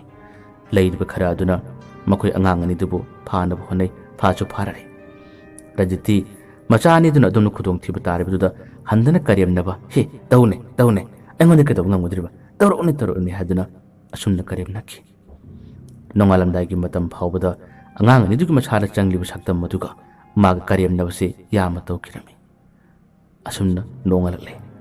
ꯑꯃꯥꯏꯕꯗꯨꯅꯗꯤ ꯑꯌꯨꯛꯀꯤ ꯃꯇꯝꯗꯁꯨ ꯐꯖꯅ ꯍꯥꯏꯕꯅꯤ, ꯅꯍꯥꯛꯇꯨ ꯌꯥꯎ, ꯑꯗꯨꯒ ꯅꯪꯅ ꯊꯃꯣꯏ ꯁꯦꯡꯅ ꯈꯨꯔꯨꯝꯖꯧ ꯍꯥꯏꯗꯨꯅ ꯍꯥꯏꯕꯅꯤ꯫ ꯑꯗꯨꯕꯨ ꯔꯟꯖꯤꯠ ꯌꯥꯗꯦ꯫ ꯊꯥꯖꯕ ꯑꯩꯒꯤ ꯅꯨꯄꯤꯅ ꯊꯥꯖꯁꯅꯨ, ꯈꯨꯔꯨꯝꯖꯁꯅꯨ, ꯑꯩꯗꯤ ꯃꯅꯥꯛꯇꯗꯤ ꯂꯦꯞꯀꯦ, ꯑꯩꯗꯤ ꯌꯥꯎꯔꯣꯏ ꯍꯥꯏꯗꯨꯅ ꯃꯥꯅ ꯌꯥꯎꯈꯤꯗꯦ꯫ ꯑꯁꯨꯝꯅ ꯅꯥꯄꯜ ꯀꯥꯕ ꯃꯥꯒꯤ ꯃꯇꯧ ꯑꯁꯤꯅ ꯑꯗꯨꯝꯅ ꯃꯨꯛꯊꯦꯛꯇꯨꯅ ꯌꯦꯡꯕ ꯃꯥꯅ ꯌꯥꯎꯗꯕ ꯀꯌꯥ ꯑꯁꯤꯅ ꯃꯔꯝ ꯑꯣꯏꯔꯒ ꯑꯃꯥꯏꯕꯗꯨꯅ ꯈꯨꯔꯨꯝꯂꯤꯕꯅꯤ ꯍꯥꯏꯗꯨꯅ ꯊꯥꯗꯣꯛꯂꯤꯕꯅꯤ ꯍꯥꯏꯗꯨꯅ ꯈꯨꯔꯨꯝꯈꯤ꯫ ꯑꯗꯨꯕꯨ ꯃꯇꯝ ꯈꯔꯁꯦ ꯈꯨꯔꯨꯝꯕ ꯂꯣꯏꯔꯕ ꯃꯇꯨꯡꯗ ꯐꯔꯕ꯭ꯔꯥ ꯍꯥꯏꯗꯨꯅ ꯈꯜꯂꯨꯏ, ꯑꯗꯨꯕꯨ ꯐꯕꯗꯤ ꯑꯣꯏꯈꯤꯗꯦ꯫ ꯐꯔꯗꯕꯣꯏ ꯍꯦꯛ ꯈꯜꯂꯨꯕꯅꯤ ꯃꯇꯝ ꯈꯔꯗꯤ ꯃꯈꯣꯏꯁꯦ ꯁꯥꯟꯅꯗꯨꯅ ꯆꯦꯟ ꯆꯣꯡꯗꯨꯅ ꯑꯗꯨꯃꯛ ꯇꯧꯔꯝꯕꯅꯤ꯫ ꯑꯗꯨꯕꯨ ꯊꯥ ꯑꯃꯅꯤꯒꯤ ꯃꯇꯨꯡꯗꯗꯤ ꯀꯩꯁꯨꯝ ꯃꯔꯥꯜ ꯂꯩꯇ꯭ꯔꯕ ꯑꯉꯥꯡ ꯑꯅꯤꯁꯦ, ꯑꯉꯥꯡ ꯑꯃꯗꯨꯁꯨ ꯅꯥꯀꯟ ꯅꯥꯝ ꯆꯤꯡꯊꯦꯛꯈꯤ, ꯑꯗꯨꯒ ꯑꯉꯥꯡ ꯅꯨꯄꯤ ꯃꯆꯥꯗꯨꯁꯨ ꯂꯣꯟ ꯊꯣꯛꯈꯤꯗꯦ, ꯃꯥꯁꯨ ꯆꯤꯡꯊꯦꯛꯄꯗꯣ ꯑꯗꯨꯃꯛ ꯇꯧꯈꯤꯔꯝꯃꯤ꯫ ꯃꯃꯥ ꯃꯦꯝꯆꯥꯁꯦ ꯃꯆꯥ ꯑꯅꯤꯒꯤ ꯃꯇꯧ ꯑꯗꯨ ꯎꯕꯗ ꯊꯃꯣꯏ ꯁꯣꯛꯅ ꯀꯞꯈꯤ꯫ ꯃꯆꯥꯅꯨꯄꯥꯗꯨꯅ ꯌꯦꯠꯂꯣꯝ ꯊꯪꯕꯗ ꯅꯥꯀꯟ ꯅꯥꯝ ꯆꯤꯡꯊꯦꯛꯈꯤꯕ, ꯃꯆꯥꯅꯨꯄꯤ ꯂꯩꯁꯥꯕꯤ ꯐꯥꯔꯛꯂꯕꯗꯨꯅ ꯃꯔꯣꯟ ꯊꯣꯛꯇꯗꯨꯅ ꯃꯥꯁꯨ ꯆꯤꯡꯊꯦꯛꯂꯒ ꯂꯩꯔꯤꯕ ꯃꯇꯧ ꯑꯁꯤ ꯎꯕꯗꯗꯤ ꯃꯃꯥꯗꯨ ꯌꯥꯝꯅ ꯆꯥꯛꯈꯤ, ꯑꯃꯥꯏꯕ ꯀꯧꯈꯤ, ꯌꯦꯡꯈꯤ꯫ ꯃꯆꯥꯅꯨꯄꯤ ꯏꯆꯟ ꯃꯁꯛ ꯃꯇꯧꯁꯨ ꯌꯥꯝꯅ ꯐꯖꯕꯤꯅꯤ꯫ ꯑꯃꯥꯏꯕꯗꯨꯅ ꯌꯦꯡꯕ ꯌꯥꯕ ꯌꯦꯡꯂꯕꯗ ꯍꯟꯗꯃꯛꯇꯤ ꯀꯟꯕ ꯉꯝꯕꯒꯤ ꯊꯧꯅꯥ ꯂꯩꯇ꯭ꯔꯦ꯫ ꯂꯥꯏꯌꯦꯡꯕꯗ ꯑꯁꯨꯝꯅ ꯆꯤꯡꯊꯦꯛꯂꯤꯕ ꯀꯌꯥꯁꯦ ꯐꯔꯛꯅꯕ ꯍꯣꯠꯅꯕꯒꯤ ꯊꯧꯅꯥꯁꯨ ꯃꯥꯅ ꯍꯣꯠꯅꯕ ꯌꯥꯕ ꯍꯣꯠꯅꯕꯗ ꯉꯝꯗ꯭ꯔꯦ꯫ ꯑꯃꯥꯏꯕꯁꯤꯅ ꯍꯥꯏ, ꯑꯩꯅ ꯌꯦꯡꯕ ꯌꯥꯕ ꯌꯦꯡꯂꯦ, ꯍꯣꯠꯅꯕ ꯌꯥꯕ ꯍꯣꯠꯅꯔꯦ, ꯑꯗꯨꯕꯨ ꯑꯩꯒꯤ ꯃꯍꯩ ꯑꯩꯅ ꯁꯣꯟꯖꯔꯤꯕ ꯈꯔꯁꯤꯅꯗꯤ ꯃꯥꯏ ꯄꯥꯛꯄ ꯉꯝꯗ꯭ꯔꯦ꯫ ꯅꯈꯣꯏꯅ ꯑꯇꯣꯞꯄ ꯊꯪꯅꯕ ꯈꯨꯜꯗ ꯅꯠꯇ꯭ꯔꯒ ꯑꯇꯣꯞꯄ ꯂꯝꯗ ꯑꯐꯥꯎꯕ ꯑꯃꯥꯏꯕ ꯂꯩꯔꯕꯗꯤ ꯌꯦꯡꯒꯦ ꯍꯥꯏꯔꯕꯁꯨ ꯌꯦꯡꯉꯨ ꯑꯗꯨꯕꯨ ꯏꯕꯦꯝꯃ ꯋꯥ ꯑꯃꯗꯤ ꯍꯥꯏꯒꯦ ꯅꯆꯥ ꯑꯅꯤꯁꯦ ꯐꯖꯅ ꯐꯕꯗꯤ ꯌꯥꯕꯅꯤ ꯑꯗꯨꯕु ꯅꯈꯣꯏꯒꯤ ꯌꯨꯝ ꯑꯁꯤꯗ ꯇꯤꯡꯈꯦꯠ ꯂꯩꯈꯦꯠꯄ ꯅꯈꯣꯏꯒꯤ ꯋꯥꯕꯨ ꯇꯥꯕꯤꯗꯕ ꯅꯪꯒꯤ ꯅꯨꯄꯥꯒꯤ ꯃꯇꯧ ꯑꯁꯤꯅ ꯑꯣꯏꯕꯅꯤꯀꯣ ꯑꯩꯁꯨ ꯉꯝꯗꯕꯅꯤꯅ ꯀꯩꯗꯧꯅꯤ ꯑꯩꯅ ꯇꯣꯏꯅ ꯂꯥꯛꯂꯒ ꯑꯇꯣꯞꯄ ꯑꯃꯥꯏꯕ ꯊꯤꯔꯣ ꯍꯥꯏꯔꯝꯂꯒ ꯍꯧꯖꯤꯛꯀꯤ ꯑꯃꯥꯏꯕꯁꯦ ꯋꯥꯈꯜ ꯅꯨꯡꯉꯥꯏꯇꯅ ꯆꯠꯈꯤꯔꯝꯃꯤ ꯃꯥꯒꯤ ꯅꯨꯄꯤꯅ ꯄꯦꯟꯗꯕ ꯅꯨꯡꯉꯥꯏꯇꯕ ꯀꯌꯥ ꯑꯁꯤꯅ ꯑꯃꯥꯏꯕꯗꯨꯅ ꯍꯥꯏꯔꯝꯂꯤꯕ ꯋꯥꯁꯤꯗ ꯃꯥꯒꯤ ꯅꯨꯄꯥꯕꯨ ꯌꯥꯝꯅ ꯋꯥꯔꯧꯈꯤ ꯍꯧꯖꯤꯛꯇꯤ ꯃꯆꯥ ꯑꯅꯤꯒꯤ ꯄꯩꯊꯦꯛꯂꯤꯕ ꯂꯣꯟ ꯂꯩꯊꯣꯔꯛꯇꯕ ꯃꯇꯧ ꯑꯁꯤꯗ ꯃꯄꯥꯁꯤ ꯊꯃꯣꯏ ꯀꯥꯏꯔꯛꯂꯦ ꯔꯟꯖꯤꯠ ꯇꯁꯦꯡꯅꯃꯛ ꯌꯦꯡꯕ ꯉꯝꯂꯛꯇ꯭ꯔꯦ ꯌꯦꯡꯕ ꯉꯝꯂꯛꯇꯕꯗꯒꯤ ꯃꯍꯥꯛꯁꯦ ꯄꯥꯝꯕꯩ ꯂꯩꯇꯗꯨꯅ ꯉꯁꯥꯏꯒꯤ ꯑꯃꯥꯏꯕꯗꯨꯒꯤ ꯃꯅꯥꯛꯇ ꯑꯃ ꯂꯥꯛꯈꯤ ꯑꯃꯥꯏꯕꯁꯤꯗ ꯈꯨꯔꯨꯝꯖꯔꯒ ꯃꯥꯅ ꯍꯥꯏꯈꯤ ꯑꯣꯖꯥ ꯃꯥꯏꯕ ꯑꯩꯅ ꯇꯧꯔꯨꯕ ꯑꯩꯒꯤ ꯊꯕꯛꯇꯨꯅ ꯃꯔꯝ ꯑꯣꯏꯔꯒ ꯑꯩꯅ ꯌꯥꯔꯨꯗꯕꯅ ꯃꯔꯝ ꯑꯣꯏꯔꯒ ꯏꯆꯥ ꯑꯅꯤꯒꯤ ꯃꯇꯧ ꯑꯁꯤ ꯌꯦꯡꯕ ꯉꯝꯗꯦ ꯑꯃꯨꯛꯇ ꯀꯟꯅꯕ ꯄꯥꯝꯕꯩ ꯑꯃꯗ ꯊꯤꯕꯤꯌꯨ ꯍꯥꯏꯗꯨꯅ ꯃꯃꯩ ꯊꯪꯗ ꯑꯩꯈꯣꯏꯒꯤ ꯄꯔꯃꯥꯟ ꯑꯃ ꯂꯩꯕꯗꯣ ꯊꯤꯅ ꯀꯞꯂꯥꯛ ꯌꯧꯔꯀꯥꯟꯗ ꯀꯣꯝ ꯇꯧꯏ ꯍꯥꯏꯕꯗꯨꯅꯤ ꯑꯃꯥꯏꯕꯗꯨꯅ ꯃꯃꯥꯡꯗ ꯐꯅꯌꯥꯝꯅ ꯍꯥꯏꯕ ꯃꯇꯝꯗ ꯃꯥꯅ ꯌꯥꯈꯤꯗꯕꯗꯨꯅ ꯍꯧꯖꯤꯛꯇꯤ ꯃꯆꯥ ꯑꯅꯤꯁꯤꯅ ꯄꯩꯊꯦꯛꯂꯒ ꯂꯩꯕ ꯃꯇꯝ ꯑꯁꯤꯗꯤ ꯃꯆꯥ ꯑꯅꯤꯒꯤ ꯃꯇꯧ ꯑꯁꯤꯕꯨ ꯌꯦꯡꯕ ꯉꯝꯗꯕꯅ ꯅꯤꯡꯉꯝꯗꯕ ꯀꯌꯥ ꯑꯃ ꯄꯣꯛꯄꯗꯨꯅ ꯑꯃꯥꯏꯕꯗ ꯂꯥꯌꯦꯡꯕꯤꯌꯨ ꯀꯟꯕꯤꯌꯨ ꯍꯥꯏꯗꯨꯅ ꯈꯨꯔꯨꯝꯖꯔꯔꯤ ꯑꯗꯨꯕꯨ ꯑꯃꯥꯏꯕꯅ ꯍꯥꯏꯔꯔꯤ ꯍꯧꯖꯤꯛꯇꯤ ꯑꯩꯅꯗꯤ ꯉꯝꯗ꯭ꯔꯦ ꯅꯈꯣꯏꯅ ꯑꯇꯣꯞꯄ ꯊꯥꯖꯕ ꯑꯃꯥꯏꯕꯁꯤꯡ ꯂꯩꯔꯕꯗꯤ ꯑꯃꯥꯏꯕꯗꯨꯒꯤ ꯃꯅꯥꯛꯇ ꯆꯠꯂꯒ ꯌꯦꯡꯍꯜꯂꯨ ꯑꯩꯒꯤ ꯄꯥꯡꯒꯜ ꯊꯧꯅꯥꯅꯗꯤ ꯉꯝꯗ꯭ꯔꯦ ꯔꯟꯖꯤꯠ ꯅꯪ ꯅꯥꯄꯜ ꯍꯦꯜꯃꯟꯅꯤ ꯅꯪ ꯈꯦꯇꯣꯛꯄ ꯇꯤꯡꯈꯦꯠ ꯂꯥꯏꯈꯦꯠꯄ ꯌꯥꯝꯅ ꯀꯟꯃꯜꯂꯦ ꯃꯁꯤꯃꯛꯅ ꯅꯪꯒꯤ ꯏꯃꯨꯡꯗ ꯈꯨꯗꯣꯡꯊꯤꯕꯁꯨ ꯇꯥꯕꯅꯤ ꯅꯪ ꯑꯩꯕꯨꯗꯤ ꯋꯥꯔꯧꯒꯅꯨ ꯑꯩꯅꯗꯤ ꯉꯝꯗ꯭ꯔꯦ ꯑꯇꯣꯞꯄ ꯑꯃꯥꯏꯕ ꯀꯅꯥꯒꯤ ꯃꯅꯥꯛꯇ ꯆꯠꯇꯨꯅ ꯌꯦꯡꯉꯨ ꯑꯗꯨꯕꯨ ꯅꯪꯒꯤ ꯅꯥꯄꯜ ꯑꯁꯦ ꯍꯦꯟꯗꯤ ꯍꯦꯟꯃꯜꯂꯤꯀꯣ ꯀꯩꯁꯨꯝ ꯈꯪꯖꯗ꯭ꯔꯕ